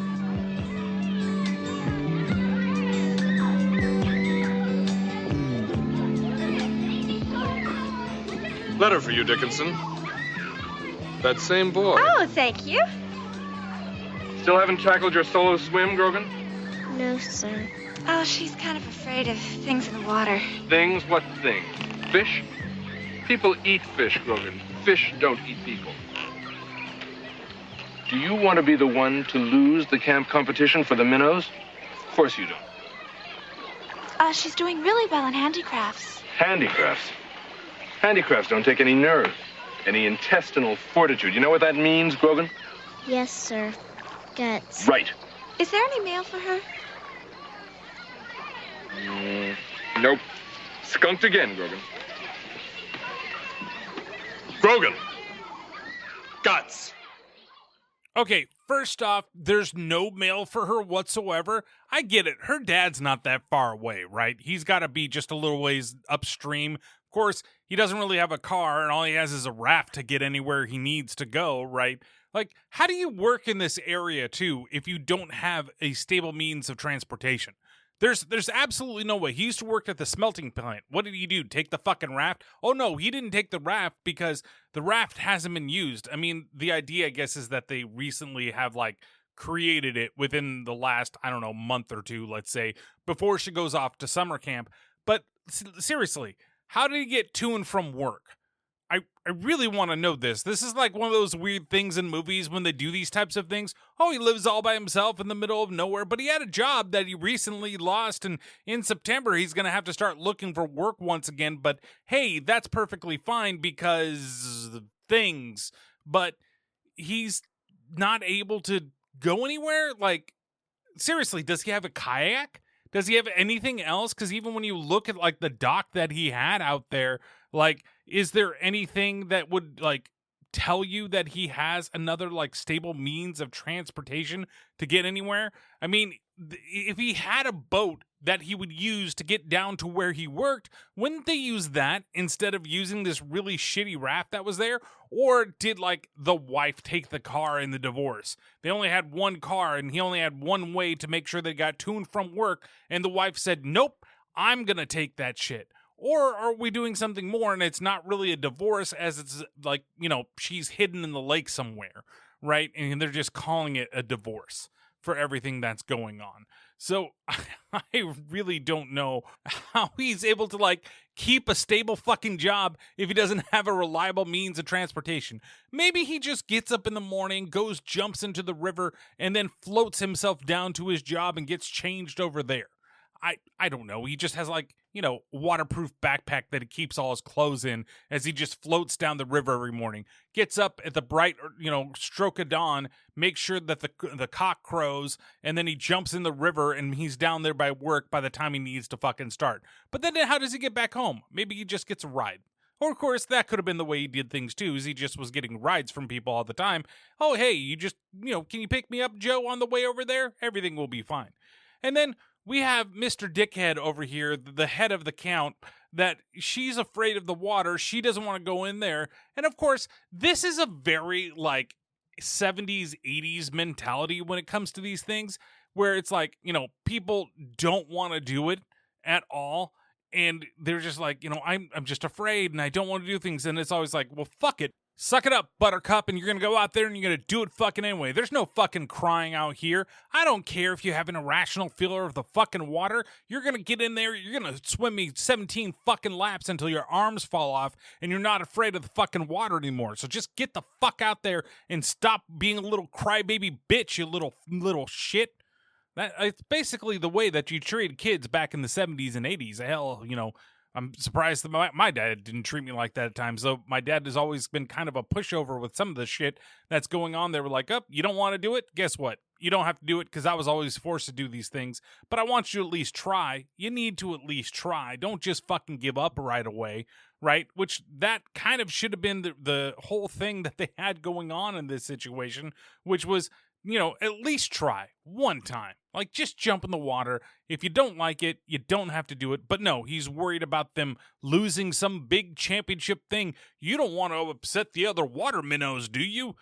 Who the fuck are the water minnows?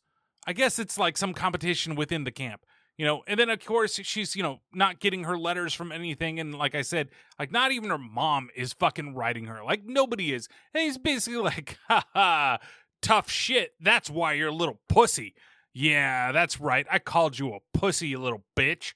What are you going to do about it now? You ain't getting no letters. That's why you don't want to go in the water. You ain't getting no letters. Ha, ha, ha. And the beginning of this sounds like it's a fucking 1970s type of educational video. What's wrong, Susie? Are you having that time again? You know it's just natural. Everybody feels like this one of the days. Usually doesn't happen to us until we get much older. But, you know, some kids, they start early. It's never too early to talk about depression when your parents have been divorced.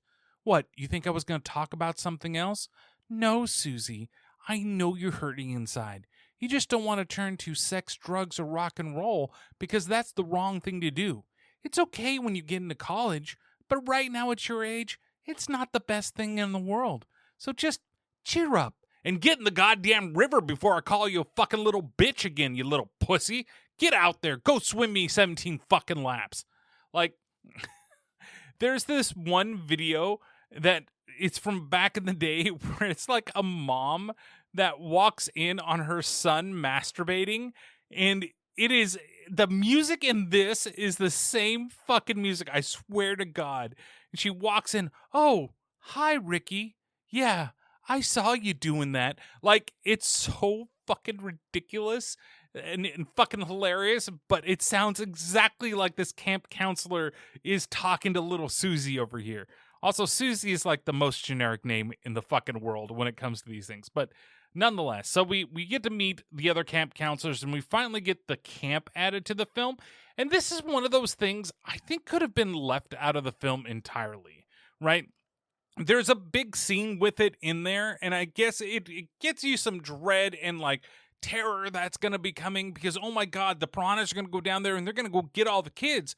But then they have the big set piece of the movie that I'm like, maybe you should just focus on that. I don't know why we need to have all these little interludes, and it really feels like you're just kind of adding to everything. And like, I guess what I'm really trying to think when it comes to this movie, like either like the fear of the camp should have been the thing instead of the resort. And we did learn about the resort that's coming up, and we heard a couple of things that are going to be clarified later on in the movie as we get more towards the end of it. So as we leave the camp, we actually get a really cool edit transition that I really like, because as they're taking Susie off and she looks back at the river, all of a sudden, like, she's looking at the river, and then we're like panning up and we see Jack sitting with his dog at the end of a pier. It's like very slight, but I was kind of like just impressed in the way that it was done and how seamless it moves from one spot to the next, right? And to actually give some credit directly to Joe Dante and his editing abilities.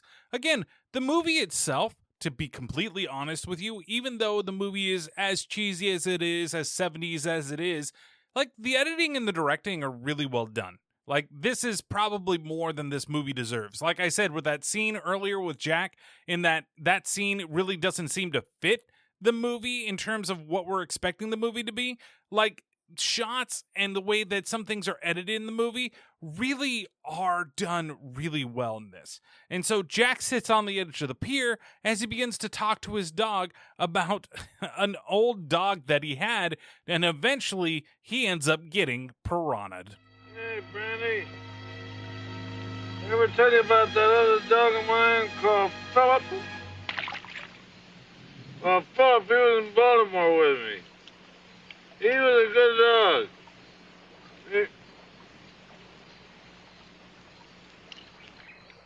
He was walking across the street one day,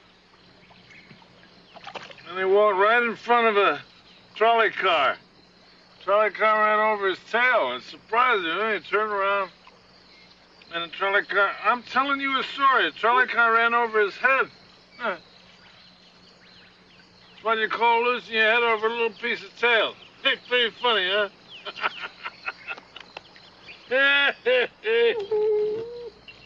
What's the matter with you? You didn't like the story? You want me to tell you another story? Maybe you didn't get the point. You get soft in the head?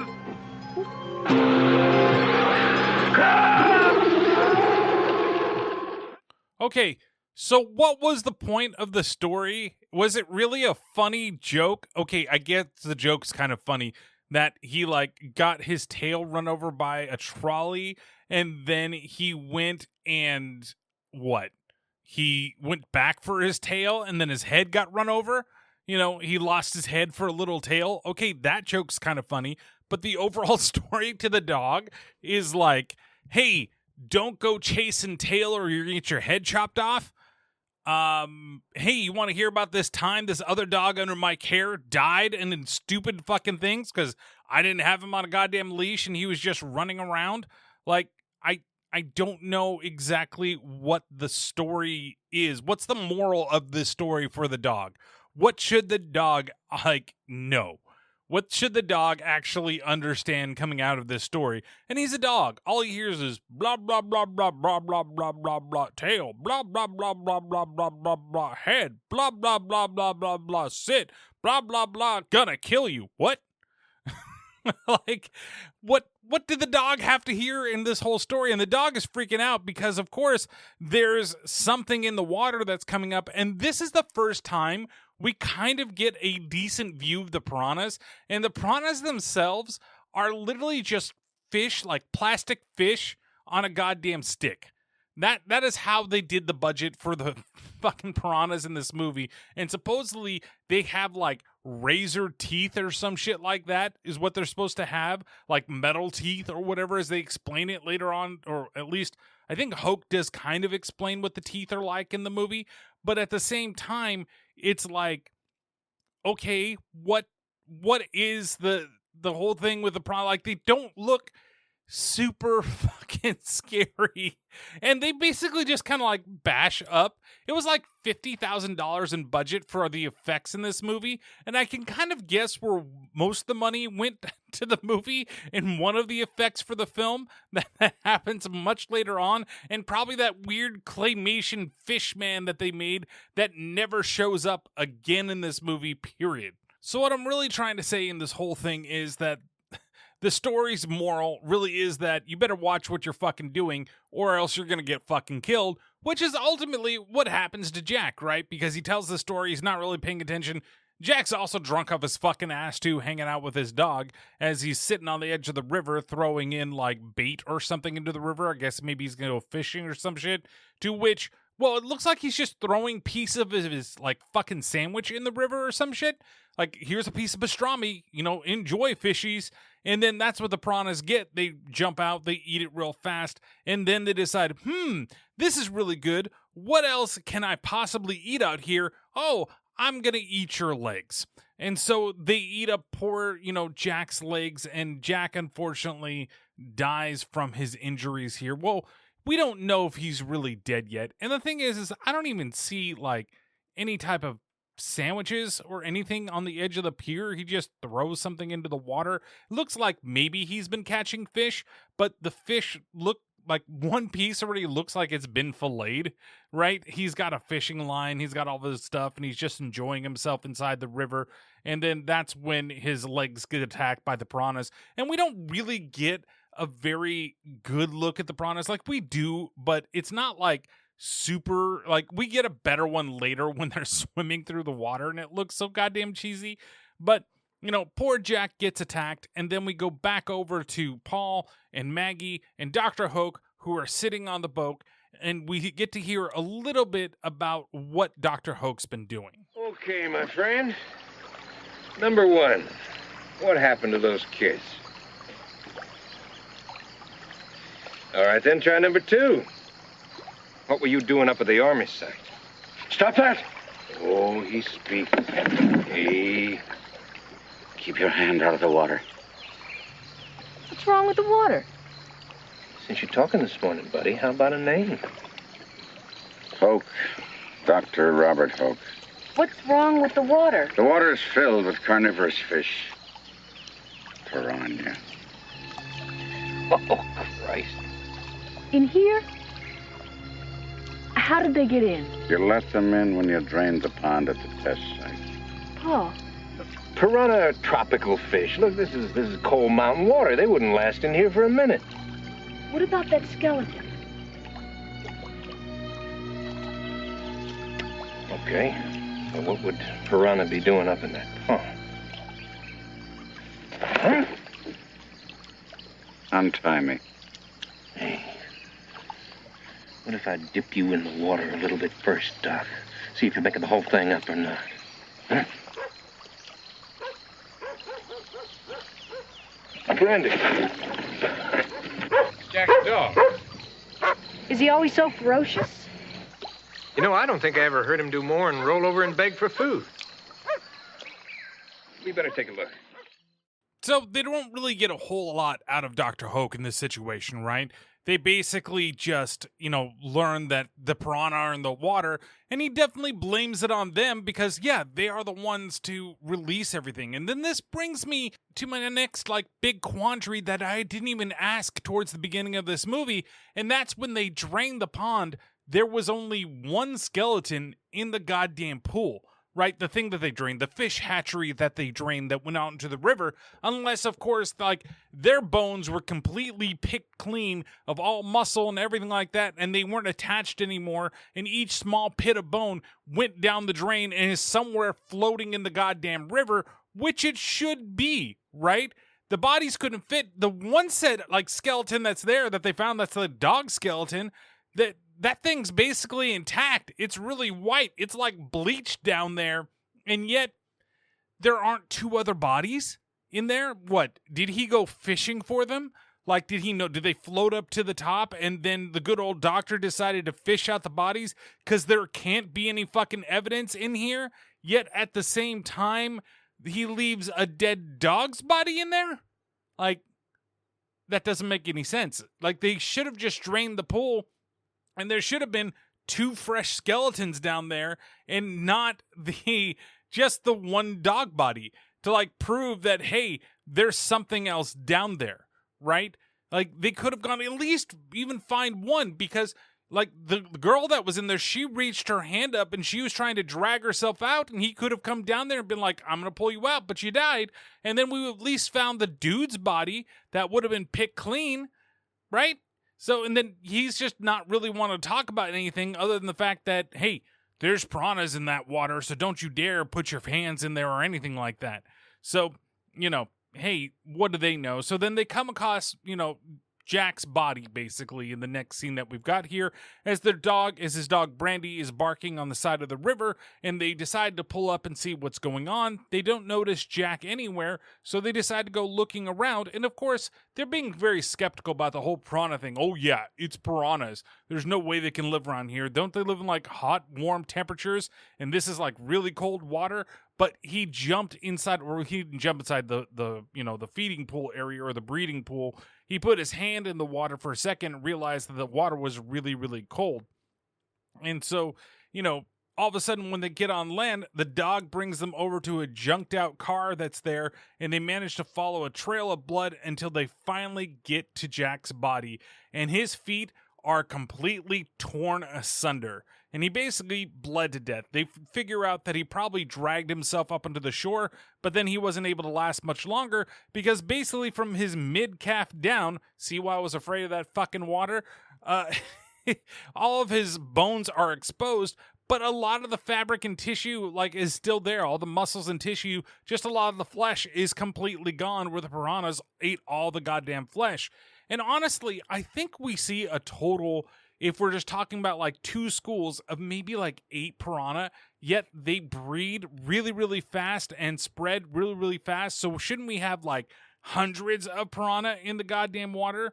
But of course, poor Jack has died. It's not old age or alcoholism that killed him. No, it's goddamn piranhas that have been bred to live in both regular water, salt water, fresh water, cold water, hot water, tea water, coffee water, whatever water you can think of, they're able to live there. We then go back over to the camp where there's a cute little scene where there's another camp counselor that we meet, and she's playing darts with Susie, and they both really hate the main counselor so much that they're throwing darts at his picture on a dartboard. And then they come up to figure that, because she doesn't want to swim, she figures a way for her to get out of swimming where she's basically going to mark up her leg and then say that she got an injury and get a bandage for it, put it over there. Boom, she can't go out and do the swimming anymore.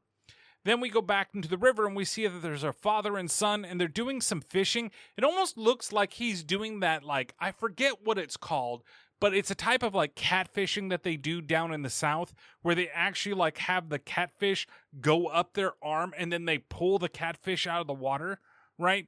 And I forgot exactly, there's something to it. It might be noodling or some shit like that. I don't know exactly the term for it, but hey, that's kind of what it looks like they're doing. But of course, he doesn't catch catfish. What does he catch? But he catches piranha as they start to destroy his arm in the water. And then he gets dragged off the boat, the little kayak boat that they're in. Well, it's not really a kayak. It's just a small paddle boat, I guess you could say. Or not even a paddle boat. Let's just call it a fucking boat. And he gets dragged into the water and gets killed, and his son almost gets dragged in the water too, but he's able to get on the boat as it capsizes and turns upside down, and he's hanging out on top of the boat as his poor dear old dad is getting the shit chomped out of him by the piranhas. We then cut back over to Paul and Maggie, and again, that scene, it's not like super bloody. It's just basically him putting his arm into the water, and then the water, it's just a bunch of red that comes up with a bunch of bubbles. Like, again, when I talk about the piranhas in general, they're, like I said, they're just like little fish puppets. They're little plastic fish that they've got. So to spend a lot of time focusing on them makes sense if we're only going to use them for certain parts of the movie, just to do big set pieces instead of constantly showing them like chomping the shit out of everybody. It's not like it's today's age where it's really easy just to CGI a bunch of piranhas, no matter how bad they look, to do the stuff that you wanted to do. We're still using practical effects, but this is one of the cases where the practical effects don't really hold up in the way that, it's just plastic fucking fish. It's not what we're really looking at when we see the water.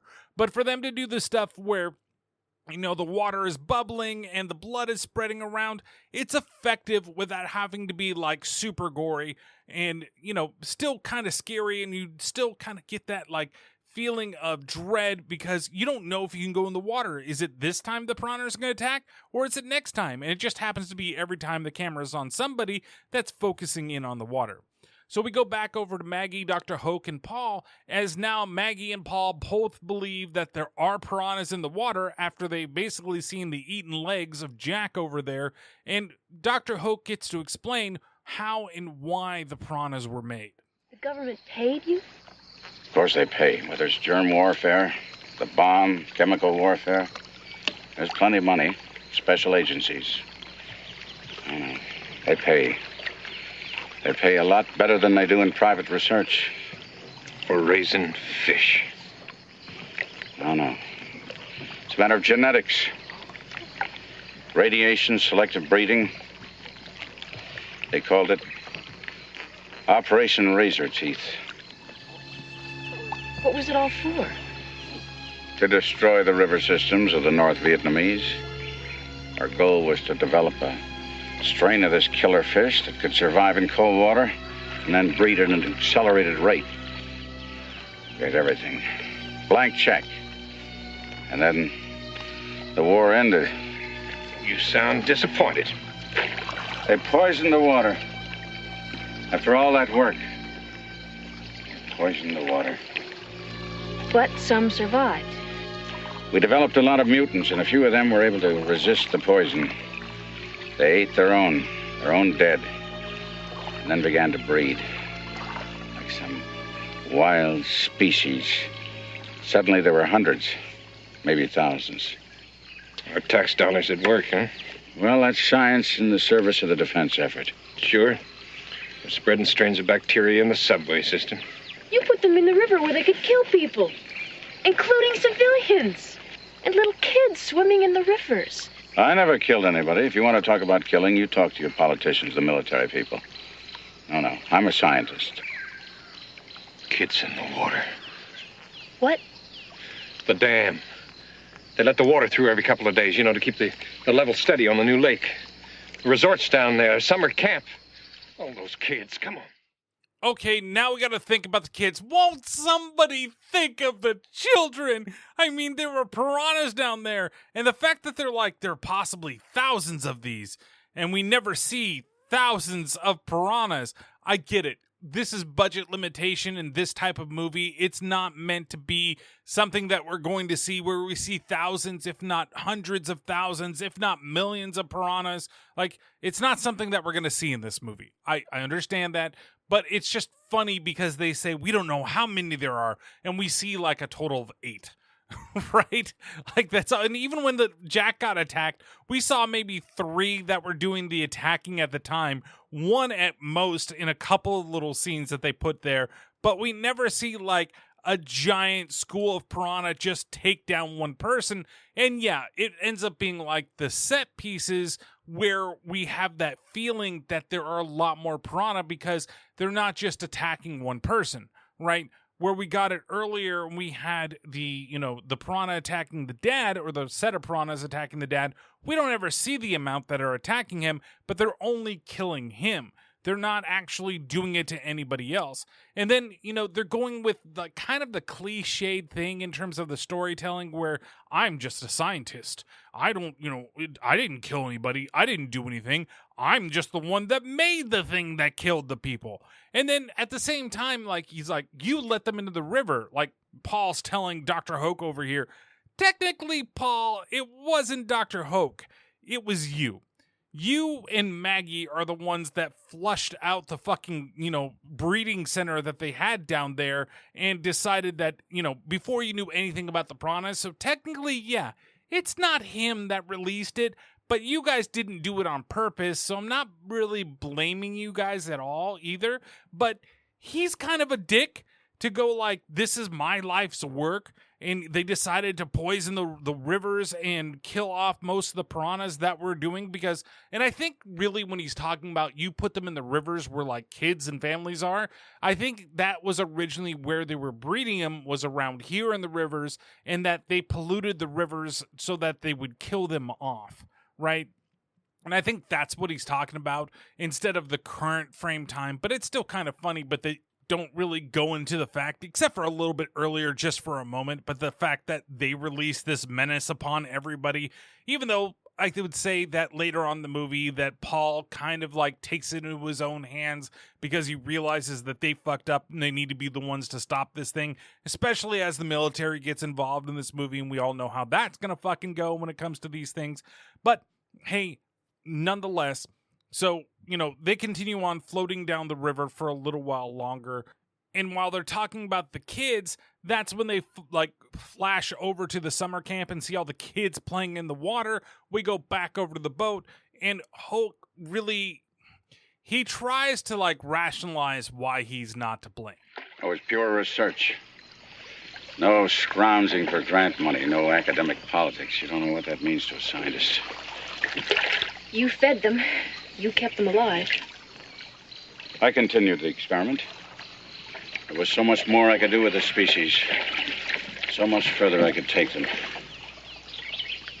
You're not holding me responsible. I think you are. You pulled the plug and you're holding me responsible? Incredible. You're blaming me. I think if you open your mouth again, I'll stick this pole in it. Do you think they've opened up the dam yet? I don't know. We can only hope not. Daddy. Hold me. Let's move it. The canoe's sinking. So yeah, they try to put the blame on him, which he is to blame because he continued the experiment, and his reasoning is, as a scientist, they threw a bunch of fucking money on me to just do what I want to do, which is to science. So why wouldn't I make fucking killer fish that are going to be used possibly in military operations and kill a bunch of people? I mean, it's not my fault depending on how it's used. This is the nuclear bomb defense that we have over here. They threw a bunch of money at me and fuck, I didn't know what to do. So I decided to just create a bunch of shit to kill a bunch of people. Yeah, because they gave me money. But I wasn't the one that released them this time. It was you guys. So if anybody's to blame, it's you. You guys should die. And then Maggie kind of gives him some rationalization of what he needs to do, and that, yeah, maybe he shouldn't have been doing these things, but she's not pressing him super hard. And so as they continue to travel down, that's when we go over and we see that the boy is still on top of the boat being surrounded by the piranhas. And because Dr. Hoke believes that now that maybe he is responsible and he needs to right the wrong, he decides to jump into the water and try to swim and save the kid. But of course, that's a dumb fucking idea, even though the kid's about to fall into the water, even though he's doing a pretty damn good job of balancing himself on the boat. I mean, he's been sitting there in the river for quite some time. It's not like it probably just happened a little while ago, but how long have they actually been on the river and that he's been able to fucking balance himself there? That they couldn't have just did what they ended up doing, which was bringing the raft closer to the boat so they can get the kid onto the boat. But no, of course, Dr. Hoke, he's got to go over there and he's got to be the big hero in this situation. And they really can't pay for, Kevin McCarthy anymore. So he jumps into the water and he gets eaten to death by the fish. And this is where we get a much better look at the fish as well. We get to actually see them like swimming through the water as he's like trying to swim as fast as to get over to the kid and creating a bunch of movement. And even though there's no real blood in the water, these are just killer fucking fish and they're not going to do everything. And when I said 8, it's probably a little more than that. It feels like it's 4 at a time, but it's probably more like 10 that they're doing on these things. And they're just, like I said, it's literally just plastic fish that you see in the water, and they're supposedly all on sticks or probably strings, and they're just being moved across. They don't even move. It's definitely just something that's very static that's just going across the water until, and I bet you when you're talking about like sticks on the fish, it's when they're doing their like little biting motions that, it's like those old school puppets that you would get now and then when you were a kid, where it's just a long stick and then you have like a shark on the end of it, but you can move part of the stick either by a little like button on the bottom or like a little thing that you move up and down, and so it clamps the jaws of the fish or whatever up and down at the end. That's what it kind of looks like when it's attacking him, right? And so he's getting his ass like handed to him as he comes over, and I'm impressed with the dude's strength, even when being eaten by the goddamn fish, because he's able to lift the kid over his head and then lift him onto the raft that's there while still staying afloat, right? Being able to do that. Now, I'm assuming in terms for the actor, the river's probably not that deep, and that's how you're able to do that scene.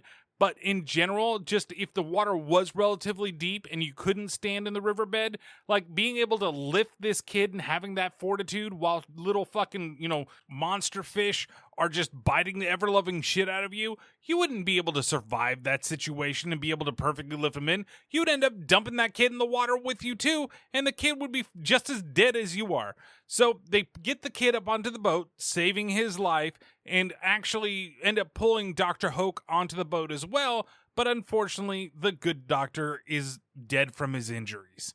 For a second here, we go back over to the camp and we see that dickhead camp counselor comes across the bullseye that has his picture on it and pulls it down, then tears the picture up in a short little scene that I'm still not quite sure why there are these scenes with the camp in it, right? Other than to create unneeded drama within it. And I'll say it once again here, and it's not to say that the set pieces and everything are bad that they're going to use the camp for, but it's kind of like, why wouldn't you just make it about the piranhas going to reach the summer camp, right? Or make the piranhas go to the resort and ruin everything down there if you're going to make this military angle that they bring on later in the film. But they kind of try to weave in both, and part of me just wants it maybe to be more about the summer camp and just expand upon that. If there's one thing with this movie, other than it's relatively cheesy, it's really that it's not focused in that area of the storytelling of this movie. Like, instead of it being kind of going in between and you're going to do this big thing over there later with the resort and everything that's going on, just make it all about that and the weird seediness that's going on there, or make it about the fact that that's Paul's daughter at the camp, and maybe this stuff is what was added to it to give Paul more depth of character, and that there's something that he's fighting for, and that happens to be his daughter, rather than just being something that's very straightforward, right? So then we go back over to Maggie, Paul, the kid, and now dead Mr. Hoke over here, Dr. Hoke, as they're going down the river and they're trying to discuss what they're going to do. Meanwhile, Dr. Hoke's hand happens to slip into the water as his blood is leaking out, and of course, that attracts the piranhas. So far, we know that they can live in cold water. They seem to be moving downstream. Gotta find someone who knows how to deal with these things. There'll be a phone at the dam. We can call on ahead. Hey, What? I don't know. Seems like the lashing's working loose.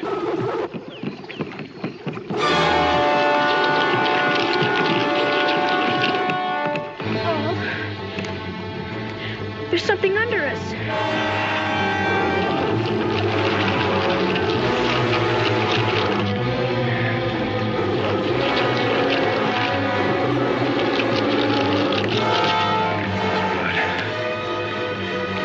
Doc's blood. It's seeping through there, eating away at the lashing to get to him. Daddy! Let go, son. Put him in? No, we gotta get rid of him. No! That's what happened to my daddy! Let go! They're eating him! They're eating him! Come here! Daddy! Come here! This kid is so goddamn stupid. I get it. That's what happened to your dad. But, like, literally, he's fucking dead on the raft. Like, they didn't need to grab his body. Like, when they grabbed his body, I get it, because they thought he was still alive. And then he dies on the raft, right? And then, yeah, he saved his life. But then as they realize, oh shit, it's the blood from the doctor, we need to make sure that we get his ass off or else we're going to die, because these piranha are a lot more smarter than you give them credit for, as they're just like biting through the ropes, realizing, hey, we need to get to that fresh fucking meat, and the only way that we can get to this fresh fucking meat is if we destroy the ropes and release the logs from the raft here. He's done such a good job that we need to make sure that, you know, we destroy his handiwork and kill this fucker, right? Kill them all. That's what we need to do. And so, you know, they're going in there and they're just fucking tearing up the different pieces of rope. And then they realize that, hey, we need to just dump this body. At least Paul realizes that they need to do that they need to, you know, dump the goddamn body into the ocean, into the goddamn river, and make sure that he is no more. And I don't know why that doesn't work to just distract the piranha, but no, the piranha keep attacking the boat, and you've got the little boy over here. No, that's what they did to my daddy. Yeah, that's what they did to your dad. Your dad is fucking fish food, and you see here, he's gonna be fish food too, and if he's not fish food, we're all gonna be fucking fish food. And so, let me throw this body in the goddamn ocean. So, or the goddamn river. I don't know why I keep calling it the ocean. But anyway, so the raft is slowly starting to break apart, and they decide to try to push the parts that are together, you know, and honestly, relatively quick. It's funny in this little scene that they have here, because there's one shot where the raft looks like it's pretty much all together still, and then they go to another shot where there's like only 4 boards put together.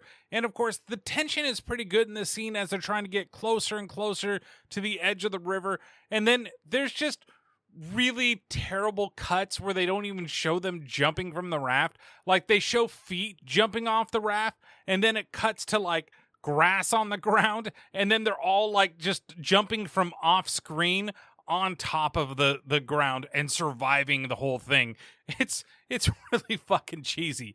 And then Paul realizes, oh crap, we need to get to the dam, because they're going to open up the dam really, really soon. And so he starts running like crazy through the forest, and we go back over to the dam. We see the dam worker there, and like, it's a comedy of errors of everything that he's got to do. Oh, he's got to unlock these things. Okay, that's going to take a little bit of time.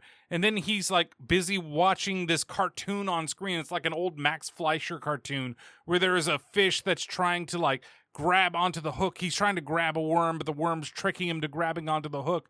And he tries to put the handle on the crank, and he doesn't know how to do it because he's too busy watching the goddamn TV. And so he drops it on the ground, and then he goes down to pick it up, and there's some random commercial that's on the screen. It's for the new resort. That's exactly what it is that they're trying to advertise, that's going to be opening below. And so he finally does get the crank, and as he's about to start cranking it to release the dam, that's when Paul shows up and has him stop doing any work and doesn't allow him to open up the whole thing before they decide to now call in the military. So the military is now here, and we've got Maggie and Paul as they're trying to explain to our new colonel and new scientists that have happened to show up and tell them that there are piranha in the water and they need to make sure that they don't reach the resort and the camp that's below. You forgive our skepticism, Mr. Grogan, but we don't come across stories like yours every day. Piranha are a warm water fish. This is hardly the Amazon. But I told you, these are mutations. They've already killed 5 people that I know of. Science fiction. You ready with that bait, soldier? Yes, sir. Let it go, son.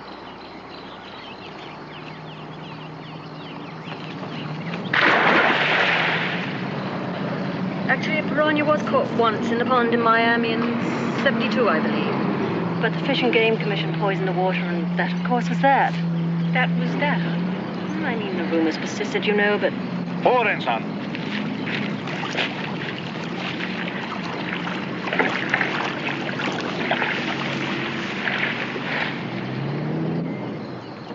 Sergeant, tell the Major to start the pumps. We should be able to contain them in this area. Piranha travel in schools, and we brought heavy doses of Rotanon 235. Came pretty well prepared, didn't you? Won't it ruin this part of the river? Well, sometimes it's necessary to destroy in order to save. Well, what if they realize they're being slaughtered and head back upriver? We're talking about fish, Mr. Grogan, fish. They don't realize much of anything. Now, wait a minute. Who are you trying to kid? You must have known all along that these things were here. You wouldn't have brought all this stuff. Okay, Mr. Grogan, here it is. You and Miss McGowan are the only 2 civilians who know about this project. What the Colonel really means is that he'd like you to join us, become one of our team, as it were.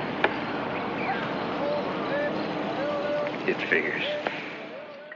So what's funny about the whole situation that they've got going on here, one, Barbara Steele is the person that plays the female scientist here, and originally that role was written for a man. That's kind of interesting, but eventually I guess she got the job, and there's not really much to change around. It's not like it would have made a big difference whether it was played by a male or a female actor, right? And like they're basically doing accountable deniability in this situation right here, right? Like, it's obvious that they know something that is going up, because even Paul points it out that, hey, you guys have brought a bunch of shit that you normally wouldn't bring to this situation if you didn't know there was something going on with the piranhas over here. Then they start talking about the poison that they're going to release into the water, and they actually brought some bait just to test out whether or not the piranhas are actually there or it's just complete fake. Right? So they take like a cow's leg, they rope it onto a piece of, a piece of rope. What else are they going to fucking rope it on, Brian? Come on, get it through your fucking head. But anyway, they rope up that leg, they throw it in the water, and they pull it out, and the piranhas have completely devoured the leg all the way down to the bone. So there's no longer anything that's down there, and they realize that, yeah, that's what they're going to do, and they're going to put poison into the water, to which, like, Paul and Maggie don't say a goddamn thing. Weren't they told that the piranhas have mutated in such a way that they just can't, like, kill them with poisons? Wouldn't they mention that to them? Be like, look, we met Dr. Hoke back here, and Dr. Hoke said that, these things have mutated to the point that they withstand the poison, and they've eaten their own young, and they bred in a way so that they no longer can just even do anything there. Right? Like, that's not going to do shit to you at all. All it's going to do is make them pissed off and make them want to kill people even harder. Maybe even you guys, if you get into a precarious situation, that's possibly going to knock you into the river and possibly kill you later on. So to ultimately, like, keep this thing as kind of a cover-up, they make the stupid thing of, you should join our team because you're the only 2 civilians that actually know what's going on here.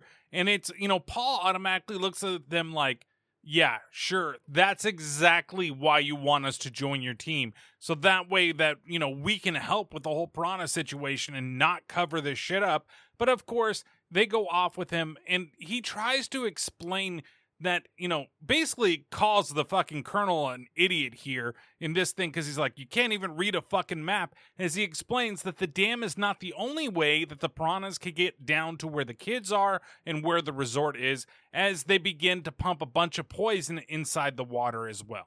Impossible. Look, you're full colonel, right? I assume you can read a map. Here. We are here at the dam, okay? Now look over here and you'll see that there's a stream that feeds into it. Okay, we follow the stream back for about 1/8 of a mile, and you see there's a fork. Take this branch, follow it downstream, and you'll see it empties into the river on the other side of the dam. In other words, the piranha have got a way to get around the obstacle. Even if there's a chance that he's right, Don't you think he should do something? No. Even if a bypass exists, piranha have neither the intelligence nor the motivation to find it. But you know what Hoke was into. He was breeding them for endurance and intelligence and... Well, Bob was a dreamer. He, Bob? Dr. Hope? You knew him? Fish genetics is a very small field. You were friends? Let's say we were a great deal more than that. You're covering up. Is it Waxman? Are you afraid of what the Army might do to you if you... No, I'm not afraid. I'm a scientist. I'm head of my department. It's just that there are priorities, and All I'm saying is there's a chance... some things are more important than a few people's lives. It doesn't seem too much... It's not how Dr. Hope felt. Not at the end. As I said, he was a dreamer. If anything else happens, it's your responsibility. The situation is entirely under control, Grogan. Hold on now. What is this? Why won't you listen to me? Would you excuse us for a moment, please? As far as you're concerned, Mr. Grogan, this project does not exist. Understand that piranha do not exist. And if I make a squawk? Paul... The interests of national security permit very extreme measures. Oh, come on. The war's over, damn it. There'll be other wars, Mr. Grogan. I think for your own protection, we'd better secure your tent. Yeah, okay, Maggie figures it out right away that she's just doing a cover-up when she's like, oh, well, Bob never thought that way. And, like, we were more than just friends. What, is the fish genetics community that small that it's also, like, incestuous? Like, you just happened to find the only other fish geneticist in the world and decided that that was what you guys needed to do? You needed to come together and be a couple? Like, hey, you're a fish geneticist. I'm a fish geneticist. We could totally just bang and be together. And then, you know, maybe at a later date we're going to divorce. But I'm still going to cover up because I'm still in love with you. And even though you're going to go crazy and live in this, you know, remote place, wherever the fuck this is, and still raise killer piranha because there's always going to be other wars and you never know when you're going to need these things. And again, like, the whole thing is like, well, I'm a scientist and there's not many other chances to be scientists other than to create mutant fucking fish that can kill a bunch of people. Like, okay. Also, I want to go back to one point. Again, I keep like looking at other things while, you know, I tend to do this when I record these episodes is I start looking up like other things on trivia as I'm moving along to make sure I know where I want to talk about things. And one of the things that I read within the novelization of the book, because I want to go back to the fact that, you know, the little boy on the boat thought that that was his father. Well, in terms of the book, he just got really traumatized. In the movie, he doesn't really take any damages, right? He doesn't get, you know, hurt at all. He just gets dragged onto there. Whereas in the movie or in the novelization of this, he actually does get lacerations and gets injured. And that helps to lead to him have trauma to where he thinks the good doctor is his father. So that's why he doesn't want to dump him in the river. Like, it's still silly, but it's not portrayed as well, I feel, in this as it would be in a novelization of this, you know, movie where you have a lot more time. There's also a lot more to it with, like, you know, Paul and his wife left him because, and that's why he drinks so much, which is something they do kind of talk about in the movie. But he also is very distant with his daughter. And even though his daughter's at the camp, even though, you know, she asks, does your daughter live with you? And he says, yeah, kind of. Like, he's like, yeah, you know, but it's not definitive that she does.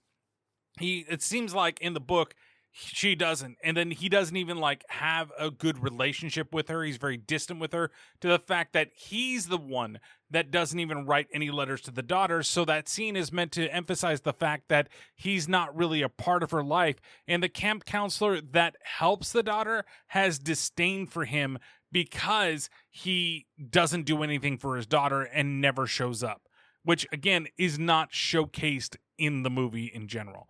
So now that I've gotten those two things out of the way, so, you know, they decide that they're going to lock these two up into a tent, right? And this is where we get that joke that I was talking about very at the beginning of the podcast, where this is very 70s in terms of that this type of thing would be, you know, readily available or very prevalent in these types of movies, where they decide that they need to figure out to get out because they have to go down and they have to rescue the kids, right? And they need to break out of this tent and get away from the army. So they decide that, Maggie needs to distract him, and she's worried that if she's going to use her feminine charms, like, there might be some reason why he wouldn't be interested in her. Is he still out there? Yup. Then you'll have to distract him Why? so I can get away. So you can get away. What about me? All right, suit yourself. But first, you're going to have to distract him. How? Well, how would I know? But just get him with his back to the opening there. Come on to him. What if he's gay? Then I'll distract him. Let's go. Hi. Nice night, huh? Listen, are you gay? What? Oh, well, I was just reading this article in this magazine, and... What did you ask me before? Look! Up in the sky! It's Superman! Well, I guess he's not gay because she flashes her boobs. Like, again, like, the whole thing of, 70s boobs look much different to me for some reason when it comes to this. But it's just like that type of joke that they're playing with. While it's not that bad. I mean, maybe I thought it was worse than it actually was. But there's a whole thing of just making the joke the fact that he could possibly be gay and then I wouldn't be able to distract him. Like, it's dumb. Like, that whole thing is just kind of silly in today's, like, world, right?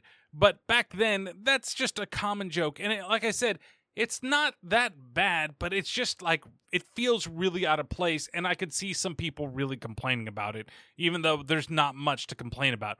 Like, today, the joke would still be made, it would just be made in a different way. And even with Paul going over there like, well, then I'll be the one to do it. What are you going to do, flash a sack? Like, you're just going to decide. How do you do that anyway?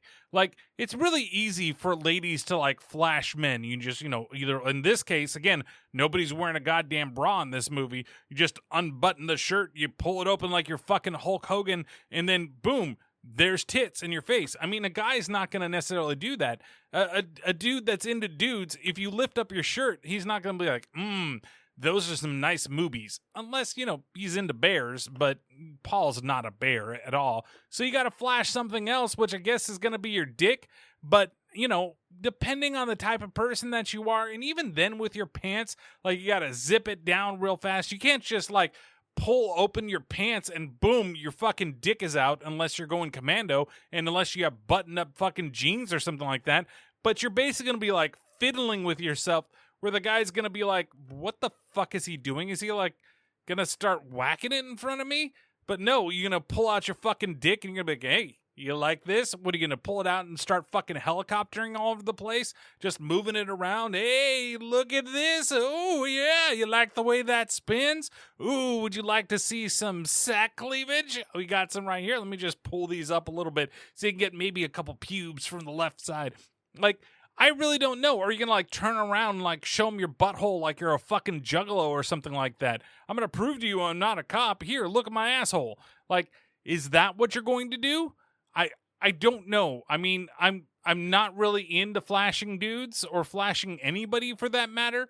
Like, and I get it. There are some assholes that decide that that's what they're going to do with, like, ladies and everything, especially when you go, like, you've seen all the things from Mardi Gras, when you have the ladies for beads and stuff like that. And the dudes that go and try to do it, they always get fucking arrested in that situation because, it's not okay for genitalia. It's okay for, just boobs because they're boobs. But I guess if a dude just lift up his shirt, he probably wouldn't be fucking arrested either. But you're not going to really attract anybody that way. So nonetheless. So they decide to escape and using one of the military jeeps to try to get down to, where the camp is because they got to be the ones to warn everybody and to get everybody to not go into the water while they have to deal with the piranhas. And so since they don't think that they're going to make it there in time, they decide to stop and Paul goes and calls that stupid fucking camp counselor. Hello? What? What piranhas? What are you talking about? What? Are you crazy? Who is this? Oh, Grogan. I remember you. You're not crazy. You're drunk.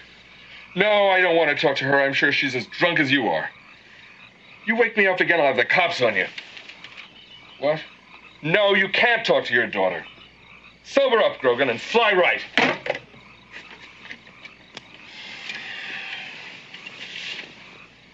Piranhas. Asshole. He didn't believe you. He thinks I'm drunk. Well, can you get through to your daughter? No way. No, we gotta get down there. So, of course, he's an idiot and doesn't want to listen to him. And the reason that he calls him a drunk, again, I have to keep pulling these from, like, the novelization because it further develops the way the story works. But supposedly the reason that he calls him a drunk is because once he did show up to the summer camp, absolutely smashed, and threw the camp counselor into the river. Which, this is a guy that deserves that bullshit with the way that, oh, everything takes guts and you gotta make sure you do this shit. Yeah, he was a fucking dick. He's a fucking idiot. Yeah, I hope he gets what's fucking coming to him in this movie, which I know in the way that everything's going to work. And it's funny, too, because he has like a newspaper, I guess, that he was reading when he fell asleep, and it's got all of these fucking murder things on it. It's got dogs tear up newborn baby.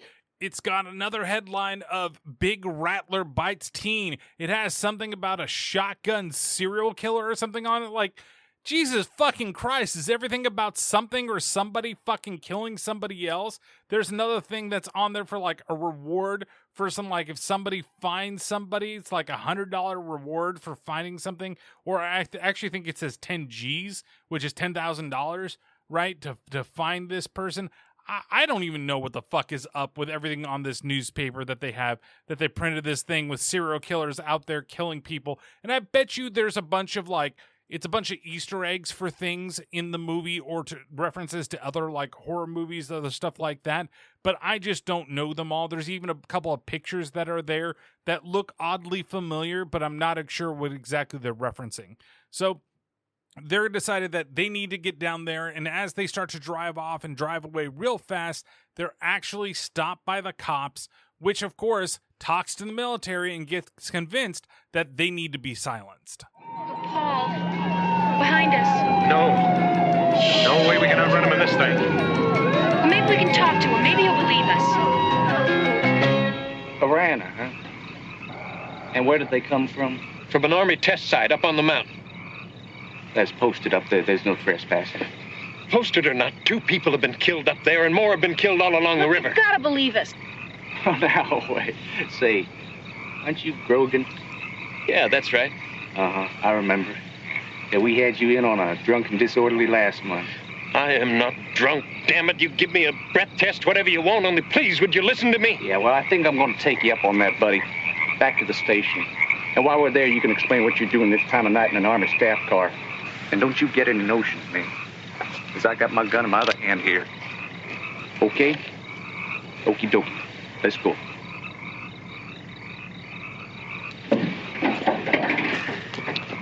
Yes, we've got a bit of a situation up here, a very delicate situation. And you can help us control it by holding them for us. Yes, Colonel. Yes, I understand. We'll do. And make sure they don't try to communicate with the outside. We're trying to avoid unnecessary panic. Certainly. Their best interests, I agree. Well, you're welcome, Colonel. Yeah, so of course the colonel's there that tell them that whatever they're doing, it's complete nonsense. Nothing is happening. There's no such thing as kill a piranha. Does everybody say piranha weird in this movie? Like, she said piranha or some shit like that, and he says piranha. Like, it just, everything seems very odd in the way. Isn't it just straight up fucking piranha? How the fuck do you say piranha? Like, that's how I would say it, just piranha. Is that just my accent coming through? Is that the way it is? But it just seems weird when certain people say it in this movie. They all say it completely different from another. So they decide to lock him up or lock them both up for the night, right? And this, of course, is causing problems between both Paul and Maggie because they need to go warn everybody and to stop basically what they've set in motion and that the killer piranha are going to be let loose. It's also funny that there's like a wanted poster inside the sheriff's office with a guy that looks almost exactly like Paul up there.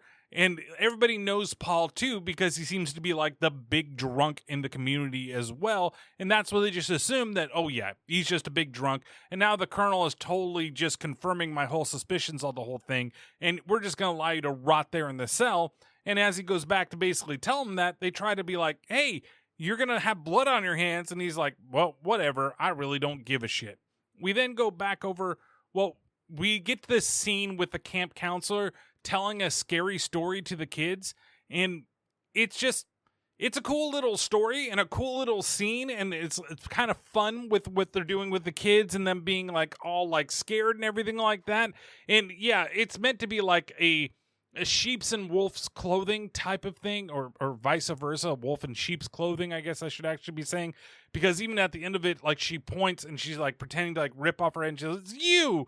And then that's when we cut over to the colonel, who's busy sitting there with the guy that like was opening the dam. Like he's just sitting back there watching a random movie on the TV. Supposedly the movie is The Monster That Changed the World from 1957, which plot also feature deadly creatures that could wreak havoc if they also escaped the ocean, hence, or escaped to the ocean, which is also what's going on, you know, in this movie as well with the whole thing. You know, with the piranhas, all that fun stuff that's going on there.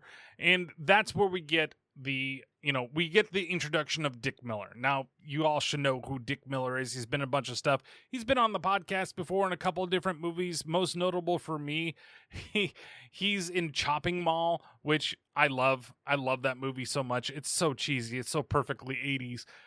But here he is, and he's the owner of the resort. His name is Buck, and now we find out how the military actually is on the whole situation, meaning that actually the Colonel Waxman is directly tied to the resort that's going to be opening up. No, Buck, there's absolutely no cause for alarm. It's a complete hoax, believe me. Yeah. So I just wanted to warn you in case they were able to get a call through. The groundless panic of that kind wouldn't help our grand opening any. Uh-huh. Well, look, I really appreciate the warning. I'll brief my staff. We'll take care of it. Yeah, don't worry. Uh-huh. By the way, you coming down tomorrow? Ah, good. Your presence will lend a certain prestige to the opening. Mm-hmm.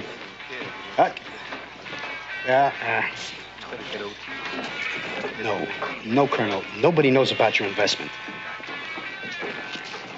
Colonel, with me, a silent partner's privacy is sacred. I swear to you on my honor as a Texan, nobody knows. Yes, Colonel. Good night. Good night. Schmuck. Hey, come on, you guys. Will you haul ass? This stuff's got to be set by 10 o'clock. What are you doing back there? Hide. That's all they do. They hide. They drink beer and they hide. It's funny because I really enjoy Dick Miller when he comes into movies. He tends to be, at least for me, like he's never had like a really strong like main character role. And I'm pretty sure there's a lot of people that are going to say, well, what about this movie? And what about that movie? You know, that's something that I wouldn't necessarily think of in general, but it's still like, and I know that he's been in a ton, but in his small character roles, I just really kind of prefer those things. And I always feel that like he's very fun whenever he shows up into a movie, right? Usually he plays just a small character part that's interesting, but here, I don't know. I mean, again, it's one of those things, and again, I have to go back and beat that horse just a little bit, because I just don't know about the subplot with the whole thing with the resort, and I feel like they needed to go one way or the other. Either they needed to bring in the military to just be aware that these things are here and they're trying to save the camp, and the military is just trying to hide the fact that they have the weapons and they're still trying to save the summer camp, and that's what really it is, or just have the military show up at the end and be that like cover-up type thing, like, you know, Paul saves the day, protects the kids, and then the military shows up and takes them away because the military had something to do with it, right?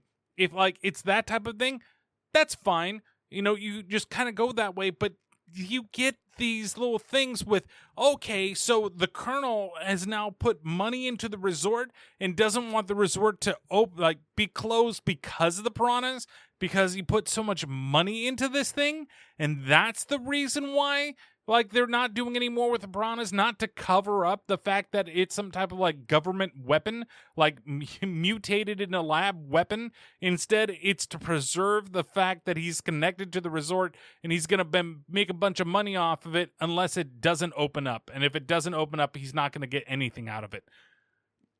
Okay, that's fine. Like, and then just make it about that and get rid of the whole, like, camp counselors and all that stuff. Because, again, we go back over to the camp with this one, and then we get talks between two of the camp counselors as they decide that they're going to go for a night swim, and they're interrupted once again by the head of the camp, you know, who's down there trying to find kids that are going swimming, as these two decided that they kind of want to go down swimming. And the thing is that the reason that the scene's in there is because one of the camp counselors, not the one that's really connected to Susie, but just one of them, the other one that's there that wrote on her or drew on her leg like she had an injury on her leg, like she feels that something's really odd and something weird is going to happen, which is like the premonition for the goddamn piranhas that are going to be coming in the next day.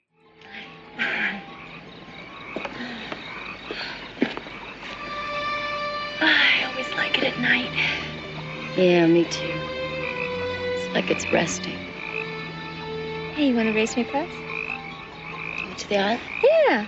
Ever since I got here, I haven't been able to just swim by myself. You know, I've always had half a dozen campers hanging on to me. I don't know. I don't really feel much like swimming. But go ahead. I'll watch you. What's the matter? I don't know. Something's wrong. Come on, why don't you go with me? It'll do you some good. You know, you're probably right. Good. Okay, let's do it. Grogan, turn off that flashlight. Don't be alarmed, ladies. It's only me.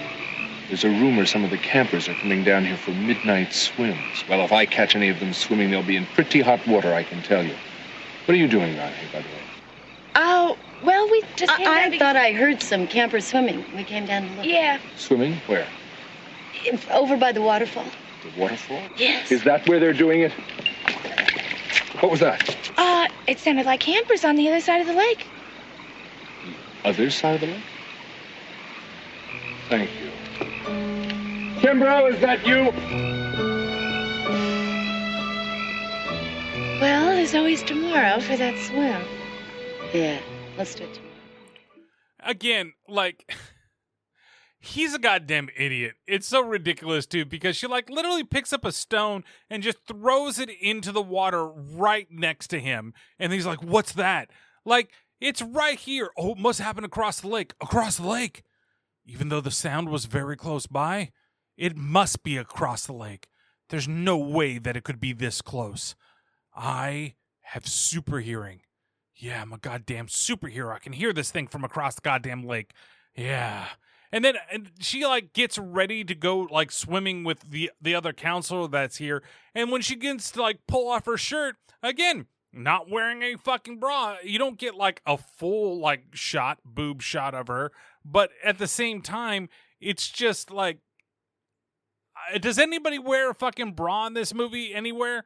I know it's only been like 3 different girls that have, shown their boobs, and I'm pretty sure that the second boobs weren't the actress's boobs. I'm pretty sure they were stunt boobs. But it's just like they just automatically lift up their shirts and they're just hanging out right away. That's the way it is. And of course, she's got this premonition that something wrong is going to happen if they go swimming. I just don't know. It's not right. And so they don't go swimming that night. And I have to think to myself, too, what's going on with the piranhas? Like, why haven't they already swam out into the ocean? Like, if that's where their ultimate goal is, do they just stop? Are they just eating so much that they just decide that they're going to go and, hey, I'm totally full right now. We just ate an old man's legs. We just ate another old man. There's no reason to keep swimming towards the ocean. I know there's an easy way to get out of this whole thing, and we can just go back up river a little bit. The stream's a little bit tough. We can kind of move up that way. But wouldn't they have already escaped? Like, why are they just hanging around unless they're also trying to, like, inhabitat this whole area? Now, I know what you're saying to yourself. Well, they put the poison in the water. It probably slowed them down some. And they're not smart enough to, like, they hit, like, a rock before they even get there. They probably swam all the way to the dam. I can believe that one. But remember, they're, like, immune to these poisons now, okay? They don't have the capability to be killed by those poisons, and if they even got down to that part, they would have turned around, and by the time they turned around, went to the, the river bend, and then came down around, they should already be in this area ready to leave. And maybe that's why it sets up the next day. So we go back, it's now morning, and we go back into the jail cell where we've got Paul and Maggie trying to figure out how the hell they're going to get out of there.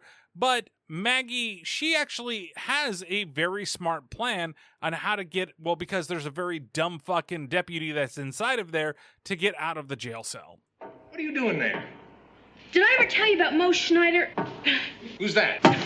Oh, he was this guy they sent me to find one time. He was a plumber, and he kept running off and getting busted for indecent exposure.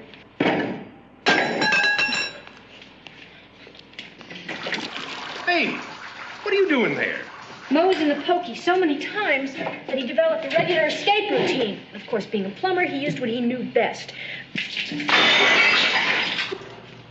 The hell was that? What are you doing? Are you all right? Christ, listen. This plan, whatever it is, did it ever work? No, but he came pretty close a couple of times. Pretty damn close. Hey, Jesus, what's all that racket? Sounds like the roof fell in. What's all this water from? Something's leaking in here, and I'm going to catch pneumonia if it doesn't stop. What's the matter with that sink trap? I've tried and I've tried, but I'm just not strong enough to put the pipes back together. All right, stand back. I'll take a look at it.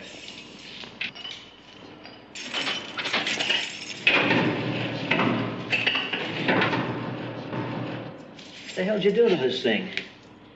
Trying to crawl through the drain pipe?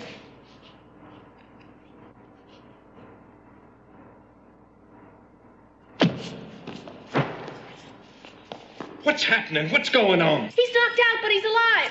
Get his keys. Can you get his keys? They're chained to his pants. Well, take his pants off then. It's funny because, like, it wakes up the deputy that's in there, and she's, like, kicking the drain pipe to dislodge it. Then she goes and grabs the top of the toilet and throws it on the ground, and it just shatters everywhere. And she's got enough time to, one, cover it up with the blanket from the bed, from, like, the prison bed that's in there, and to also wrap up part of it inside, like, a towel or a shirt, like her vest that she was wearing or wherever the fuck it is. And then when the dude comes over to the thing, he's like, what the hell is going on here? What's all that racket? Like, you can obviously see that there's something missing off this top of the toilet, the little, the cover to the very top of the toilet that's there, the little porcelain cover. And then the fucking pipes are broken, and you're just going to open up the cell to go in and check it out. You're believing the story that she has where she's like, it's pneumonia. You're going to give me pneumonia because this water is leaking everywhere? Like, bitch, you damaged this shit.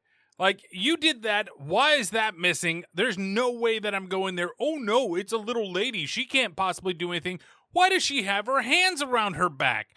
It's like, no, I just, this is just the way that I pray.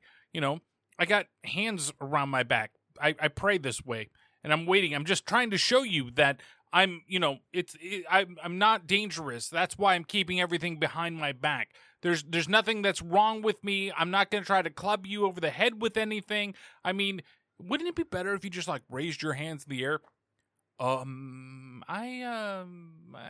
can't do that. I don't know how. Nobody ever taught me how to raise my hands? Oh, well, okay, I'm going to go check. What did you do to this thing? Like, well, I tried to fix it, but you damaged it. It's obviously fucking damaged. Okay, let me get in there and let me just check it out. And then she knocks his ass out. Like, the guy is just fucking stupid. And then, like, the keys are attached to his pants, and to the point where she's got to take his pants off with the whole thing. It's it seems ridiculous that they're even attached. I mean, there's literally a chain, and the keys are literally just on a giant fucking key ring, and it looks like the key ring is just on the chain, so why not just remove the keys from the key ring and then go do everything? But then she goes and takes off his pants, but doesn't take off his boots before she does it, so she has to struggle in getting his pants off over the boots to eventually she does, and then she lets them both out of the jail cell that's there. So they escape from the jail, and then we move over to the grand opening of the resort, where Buck, he addresses the crowd, and he basically, tells them that there's going to be free barbecue. And it's funny because he's got all these, ribbons for, the ribbon cutting ceremony, and then he's got this little girl that has this giant, cardboard scissors, but there's no way that it's going to cut it. And when she tries to cut it and it doesn't cut, he basically calls the little girl an idiot, and he's like, oh, well, you tried. And then he rips it up and he's like, hey, it's really silly in the way that it's done. But yeah, so we have all these people here, and those extras that were paid $5 a day and got free lunch and everything like that to be here at this shoot. And we've got the, one of the big setups for one of the big set pieces of the movie, which is going to be the piranhas attacking everybody inside the resort. We go back over to the summer camp as everybody's doing their summer camp activities, and we see the boys are there playing and shooting there. I never went to summer camp. That's the one thing that I really wish I had done at some point. It just seems like maybe it would have been fun to go away for a little while, to have your, especially if you were in, junior high school, maybe a freshman in high school, to have your sexual awakening happening out there in the middle of nowhere, all the different boys and girls that you're going to meet. You have your summer crush and all those things. Then you get to shoot bows and arrows and swim in the lake where maybe or maybe not there might be piranhas. You never know, because this movie is real and it's really a documentary of everything that happened. But hey, I just feel like the activities look like a lot of fun, and I missed out a lot. I'm pretty sure there's an adult summer camp somewhere that you can sign up for and you can go do yourself, where maybe you can have the same experiences.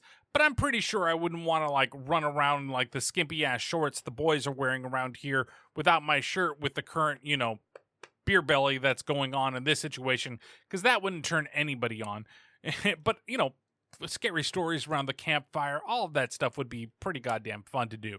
So the camp counselor gets everybody together to go ahead and get ready for the summer games, and then we cut over to Paul and Maggie in the car as they begin to talk about what they're going to do and how they're going to, save everybody from the summer camp. And that's where Paul remembers that, oh my God, the water that they were in originally, where they called it a pond, but it really was more like a pool.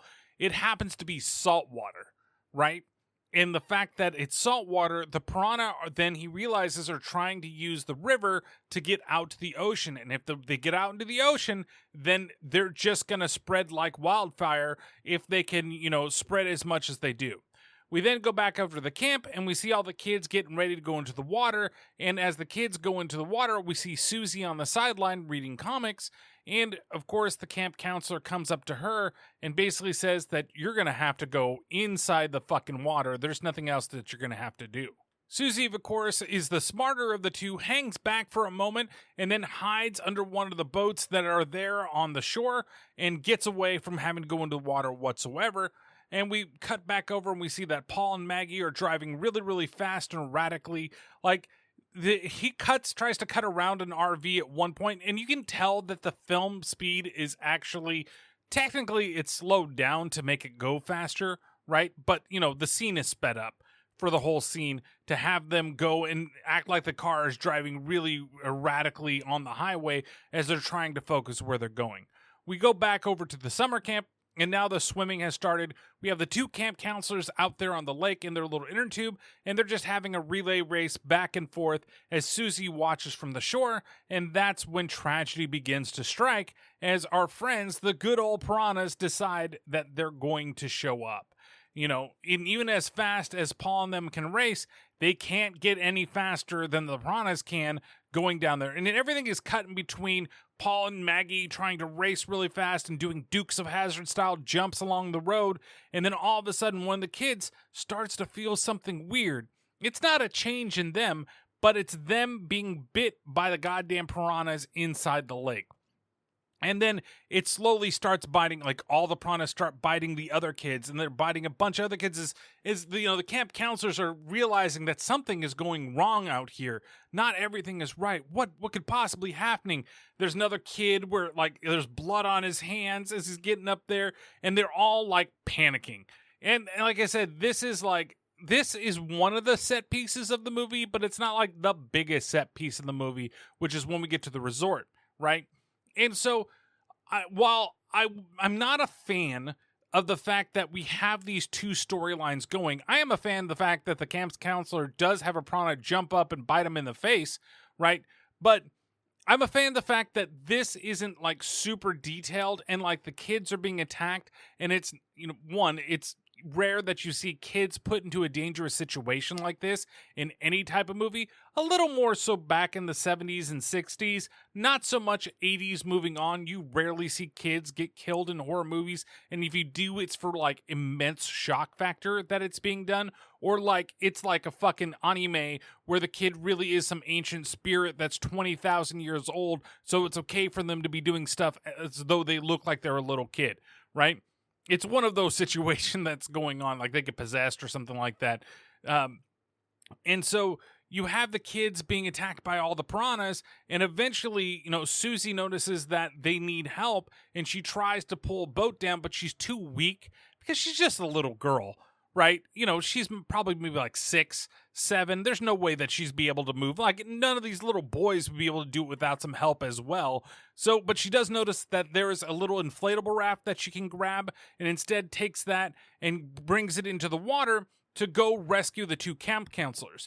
Meanwhile, Counselor Dickhead, he's been hanging near the shore, and he's helping a bunch of the kids get, onto the shore while he's getting bit up underneath the water by the piranhas as well, right? He's taking all the hits for the kids. So here, he's actually a pretty good guy.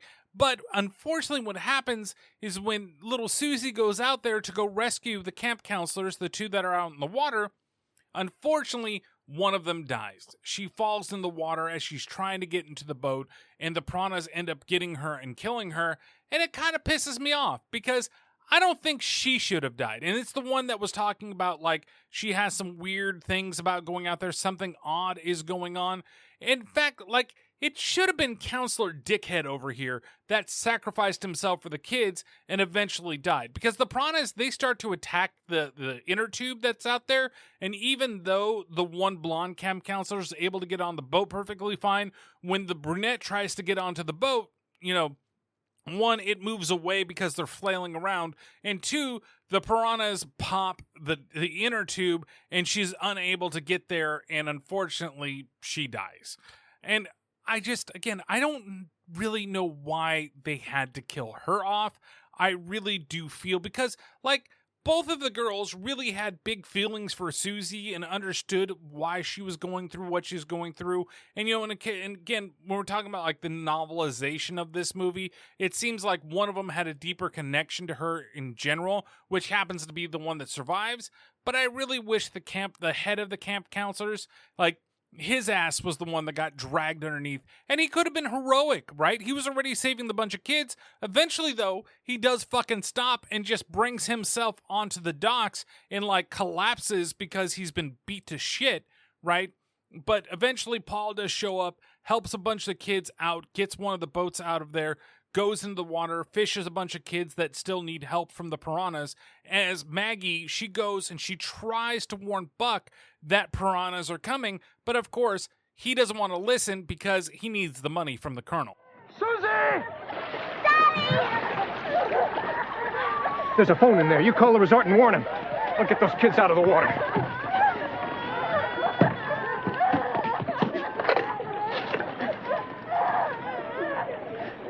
Operator, get me the number of the Aquarina Springs Resort. Well, look in the phone book. It's in the phone book. Enjoy yourself. Enjoy yourself. Have a good time. Everything's free today. Enjoy yourself. Keep moving, Terry.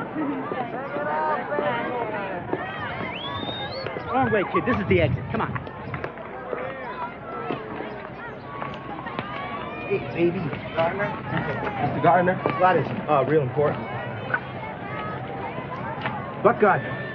Now listen to me. This is not a crank call. I am completely serious. Emergency? Easy now. Easy. I got you. All right. Please, you've got to believe me. Thank you. Listen to me! Look, please, before it's... Thank you. You're on.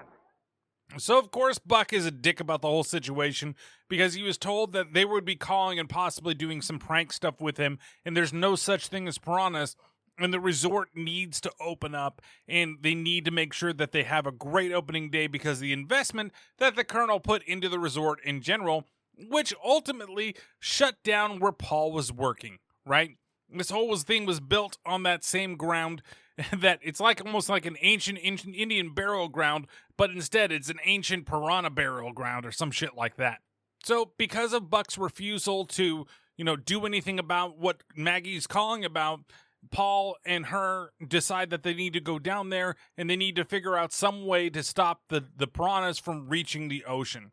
So we go back over to the resort, and there's basically like a bunch of like fun-loving things that the people are doing in general. It's basically just like showing that, hey, there are a ton of people that are at this resort, and they don't know what's going to happen to them. There's like a little comedic like relief thing where some guy sets out, one of those old school, like, they're folding chairs. I don't know if you've ever seen them before. I used to hate them growing up because they got so goddamn hot when they were left out in the sun.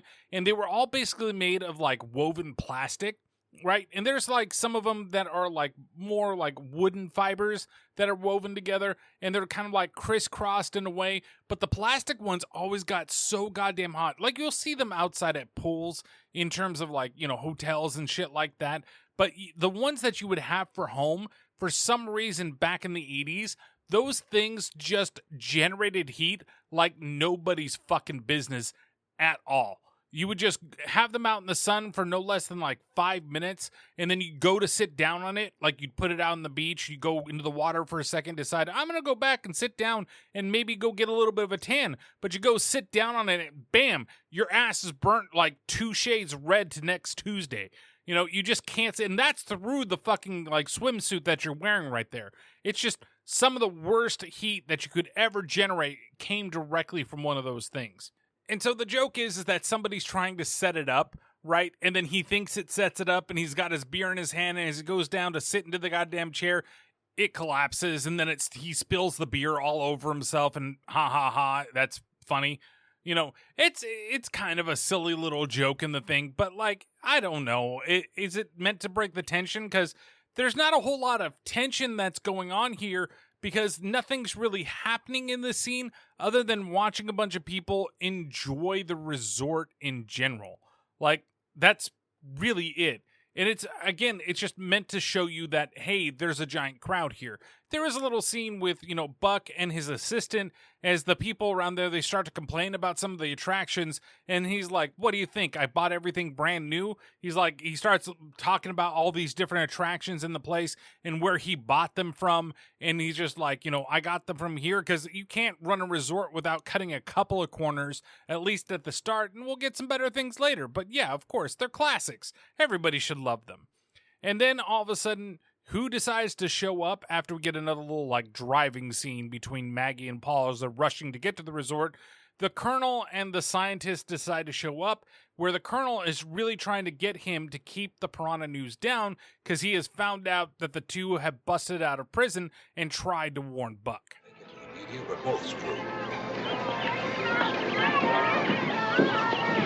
Colonel Waxman, Dr. Menzel's what a pleasant surprise. They busted jail.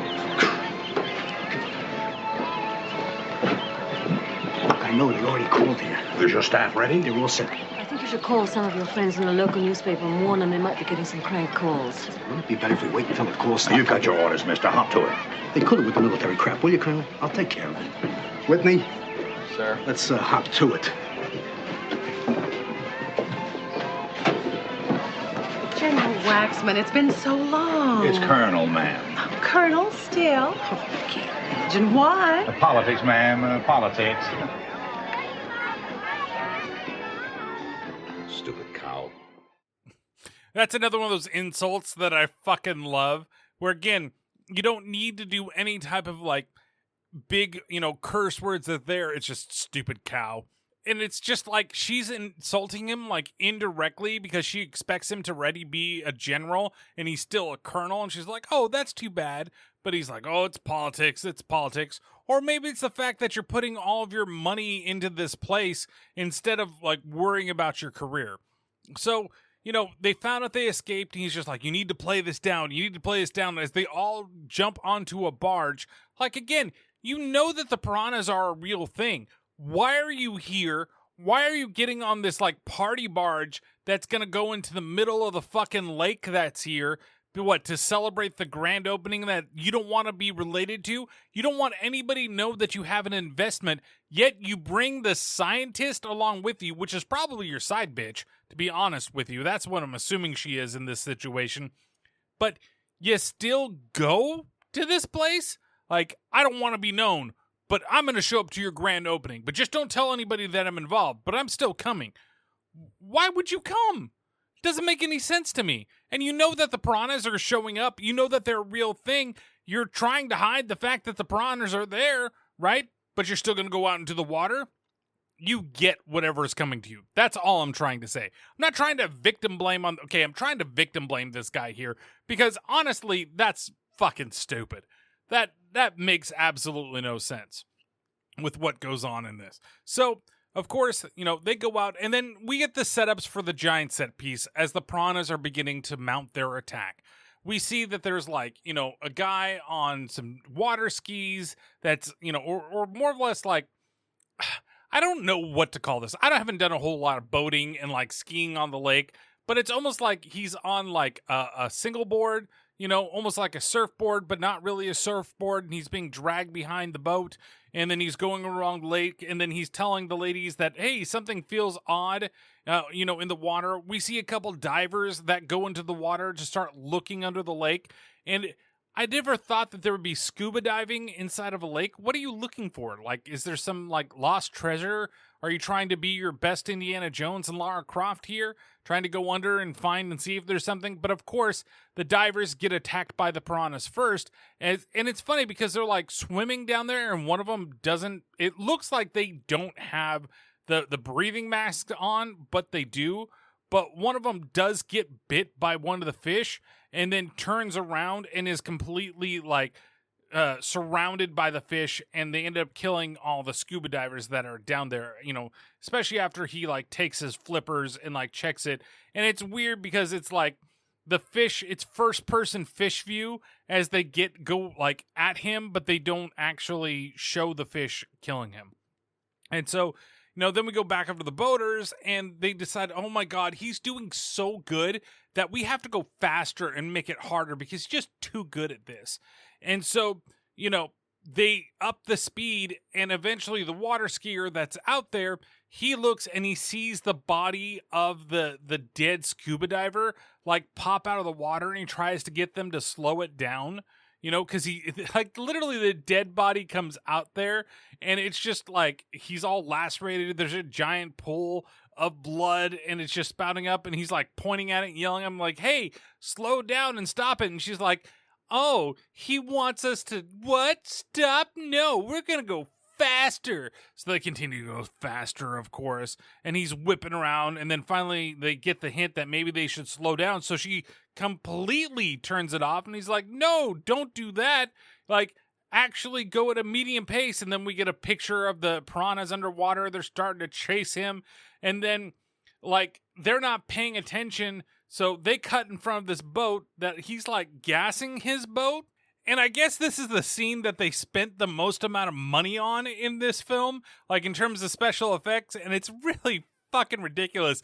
Like, it reminds me of the shit in Waterworld before Waterworld was a fucking thing. The scene where they attack where Dennis Hopper is, and they attack the floating city Dennis Hopper's people do, and they're all in their fucking like, jet skis and all that other shit, doing all these crazy flips and stunts, and just there's perfectly placed ramps in the middle of the water that they're going through. But anyway, so she does slow it down and she tries to pick it back up, and as she does that, she's pulling along and then cuts right in front of another boat who happens to run into the boat where the guy was like filling up. He like gets distracted by them, so of course he spills gas inside of the boat, and this dude like then rams his boat and does a perfect jump over the boat as it explodes.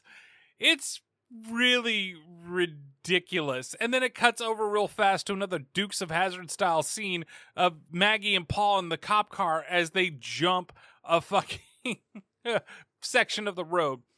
We go back over to the camp and we see a bunch of people laying in the water, and this is the part that always freaked me out as a kid, right? Like, anytime where the piranha's in the water, it was bad, but this is what I remember the most, because you have all these people hanging out in the water, then all of a sudden this one guy in an inner tube starts getting sucked down onto the water, this other lady's laying on an inflatable, like, raft or some shit that's in the water, and she gets knocked down, and then all of a sudden everybody starts getting pulled underwater and start, like, getting bit to death by a bunch of these piranhas. And this is where I can imagine, yeah, there's way more than the 8 to 10 that I was thinking about earlier.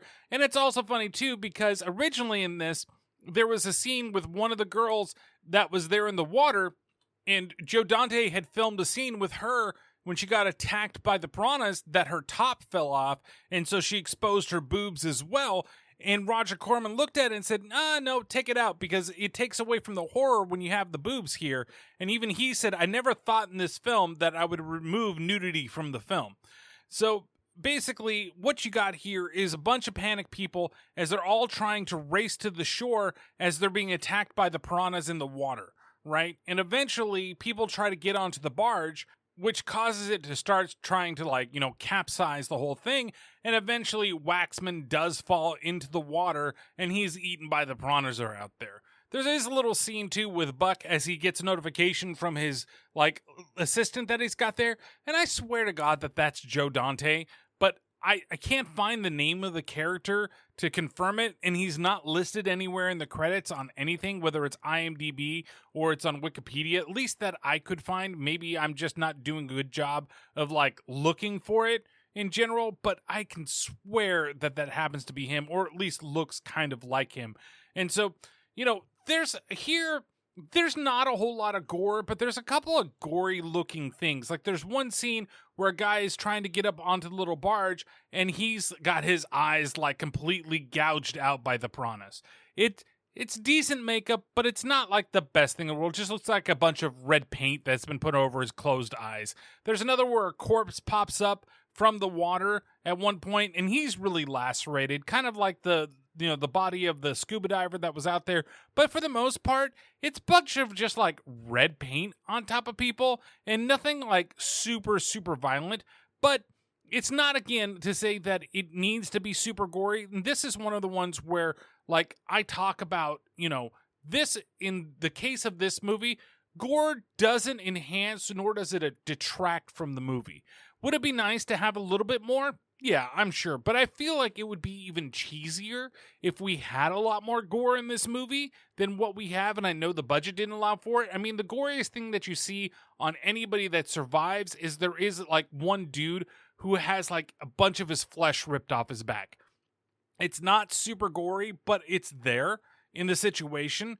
But again, you're not here, I feel like, because it's just the danger of the water, which ends up being the scariest part of this movie. Like, we don't see the fish that much.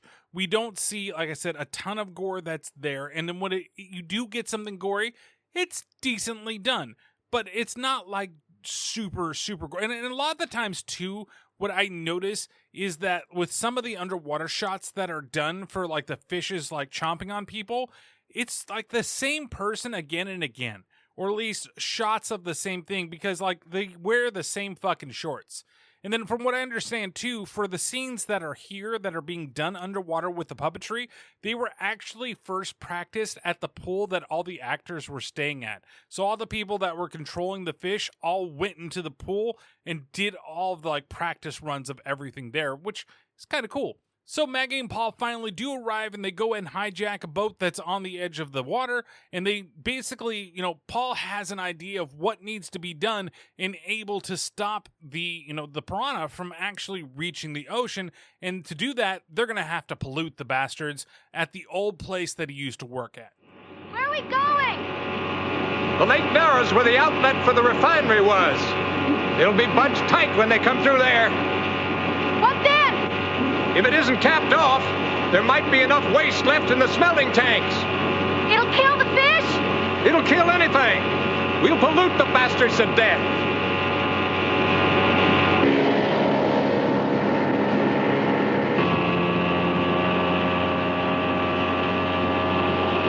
Oh, Lord, no. What's wrong? It's all flooded. The control booth is underwater. What can we do? Well, we gotta do something. Where's that tow line? It's in the back.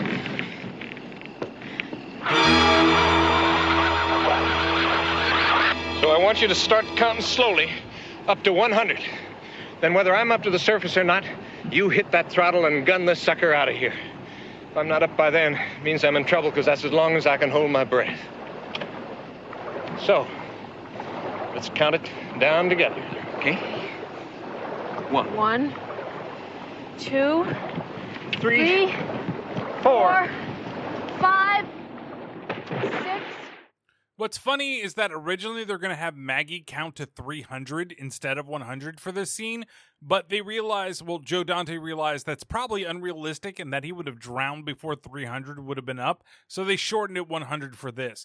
And I also find it funny that he starts counting before he jumps in the water, so technically when he jumps in on 3, she should be counting to 103 because he can last 100 seconds underwater, or at least that's what he believes that he can, which is just a minute and 40 seconds? It's not terribly long that he's able to hold his breath, but probably longer than I can. I think I can do maybe a minute, so he's pretty good. So he's gonna dive underneath, and the way that they're gonna, which seems ridiculous at the same time, he ties the world's smallest fucking rope around his his body, his stomach area, and that's gonna hold on to him as she decides to gun it when it hits 100, and is gonna pull him free from whatever it is. That thing's gonna tear apart so goddamn fast, especially if the piranhas are fucking, smart enough to get down there, which they kind of are because their fish sense is now active in this situation.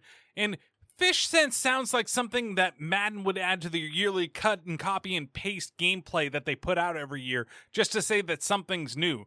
This year, you can be a piranha, just like you're swimming through a lake and you attack your, opponents with the ferocity that a piranha does. Now introducing Fish Sense into Madden 2029. That way they can continue the license and keep making shitty video games. But nonetheless, so he does dive underneath there, and eventually he gets to the release that he needs to get to. And as he begins to, open up, first he's got to break a bunch of glass to get in there. And then he, when he gets to the release and he starts to turn the valve like he's in a goddamn horror video game, that he's got going on. He's got 3 things that he's got to do. He's got to turn off the generators. He needs to get the valve, and then he needs to put the valve on the thing so that way that he can release the valve door and he can escape and be the winner of the game. But he starts to do that, and that's when the piranhas all of a sudden show up, and they start attacking him. And you get one of the scenes from the trailer is actually Paul being attacked by the piranhas underwater. And so he's there being attacked, and as he begins to, he's got to just get the one last thing, and he turns it, which releases the pollution into the water. Maggie finally hits 100, guns the boat, and he's pulled to safety. And as she pulls the rope to try to pull him up to the boat, it finds out that, the rope fucking broke. Okay, that thing's not gonna, hang on to him in the speed that it does.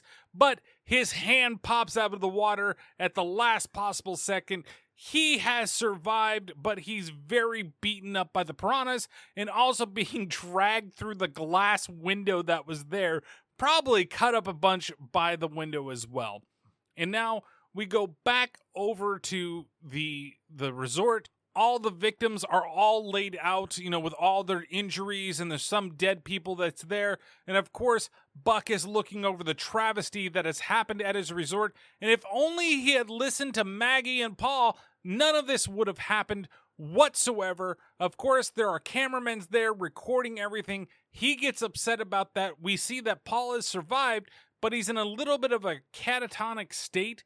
As, Susie is looking for her dad, finds him with Maggie. Maggie tries to give him some alcohol to wake him up because, like Popeye, he needs to have something to get his strength back.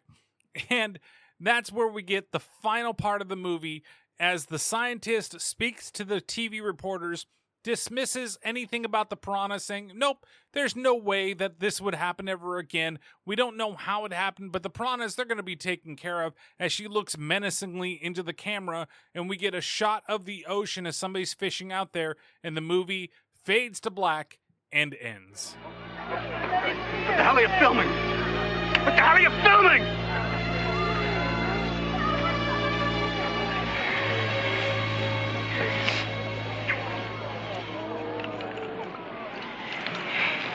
Try and take some. And where we go from here, Dr. Mengers? Well, I'm personally going to head a full-scale investigation into this incident, both to discover who is responsible and to make absolutely certain that nothing like this could possibly happen again. As an expert in tropical species, what danger is there in the possibility of the piranha reaching the ocean? Oh, none at all. Most of them will have been destroyed by pollution at the end of the lake. Of course, if any of them did get through, there's no way they could survive the salt water. There's nothing left to fear.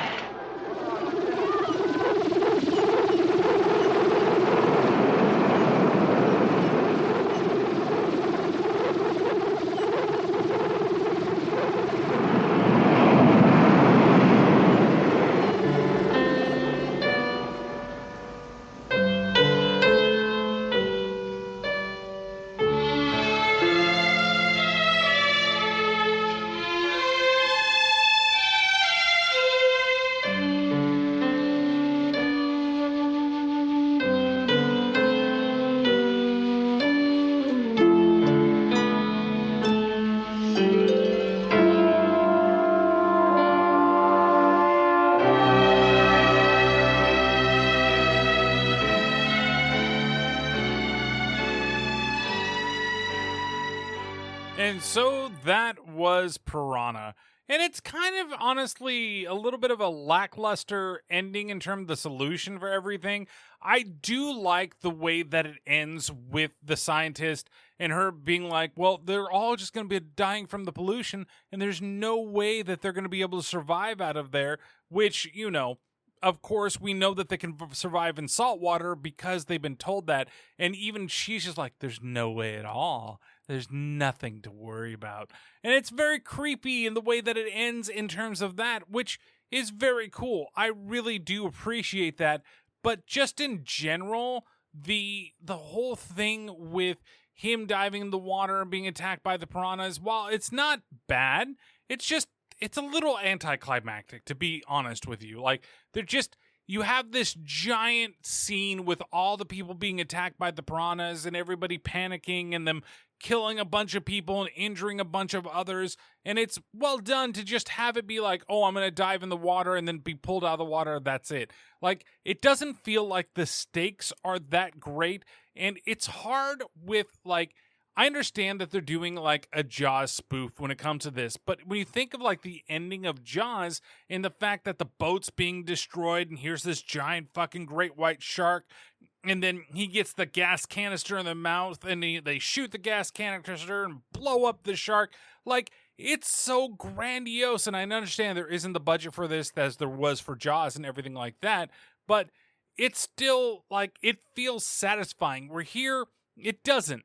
It just, you see him like catatonic being fed alcohol, and then, yeah, you got the creepy overtones at the end, but it's still, I don't know. Like, I feel like it could have been a lot better. And it's funny, too, because the creature design in this movie was done by Phil Tippett, who later formed Tippett Studios, which has received tons and tons of awards in their 30 years of being an effects studio, and this was like the first movie that they did. And while the effects are cheesy, it's kind of cool to see where they started in the world of like creature effects and special effects.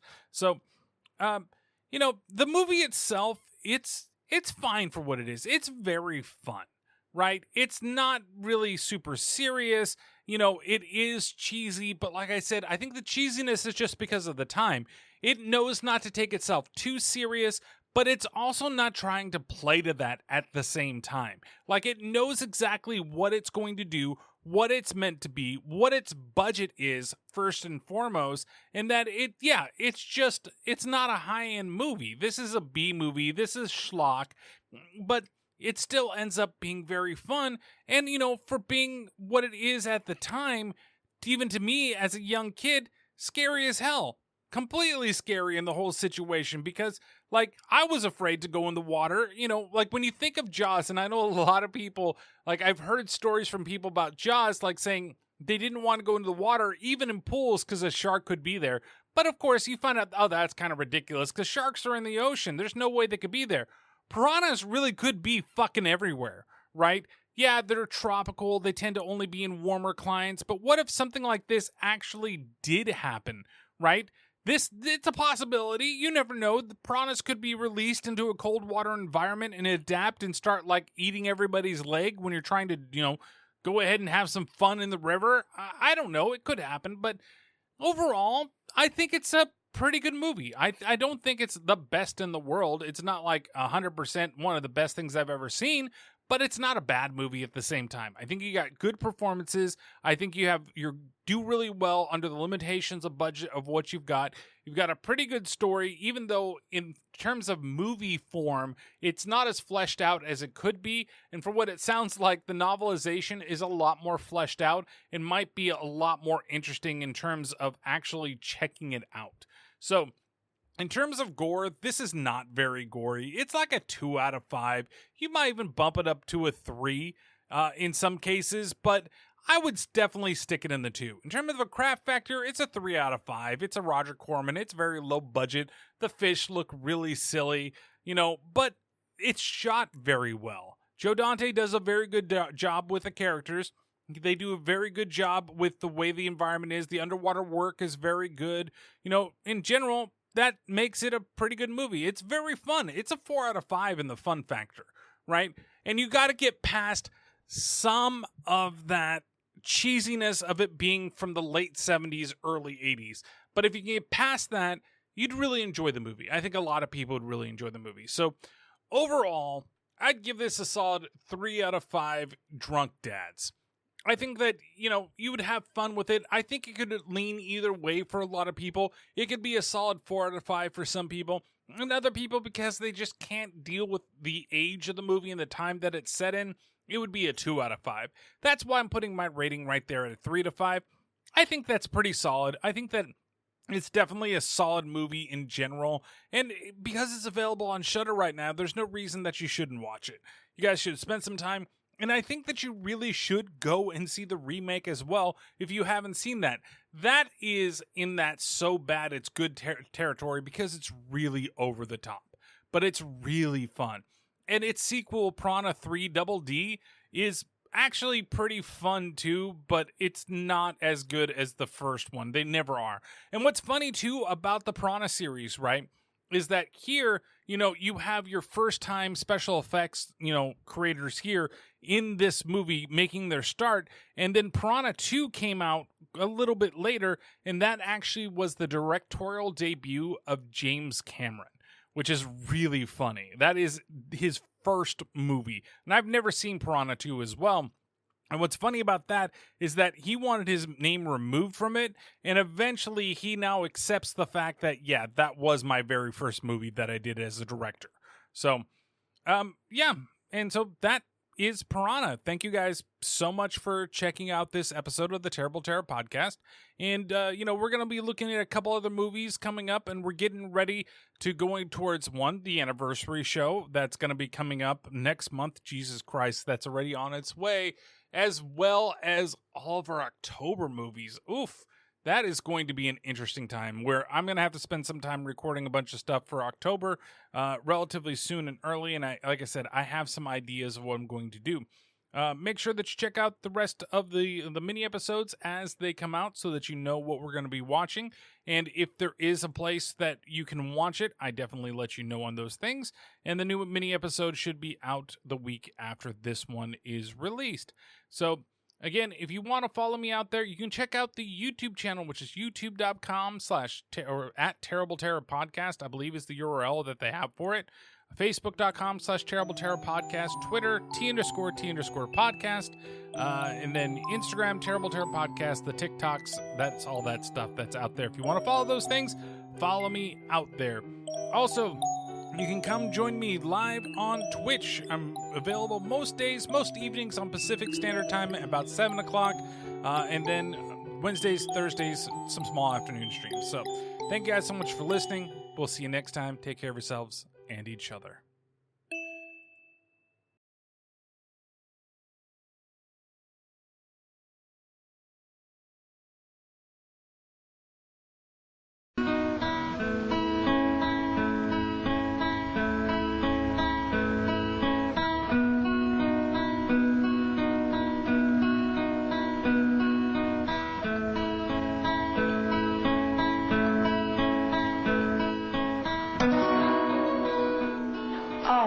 Excuse me, Ricky.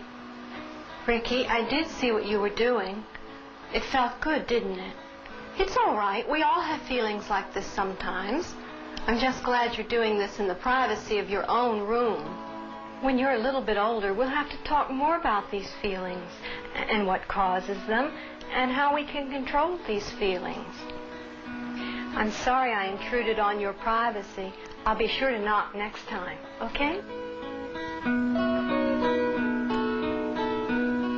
This manner of response frees the child of guilt and assures him he is normal. It opens communication between parent and child and introduces the concept of responsibility for his behavior.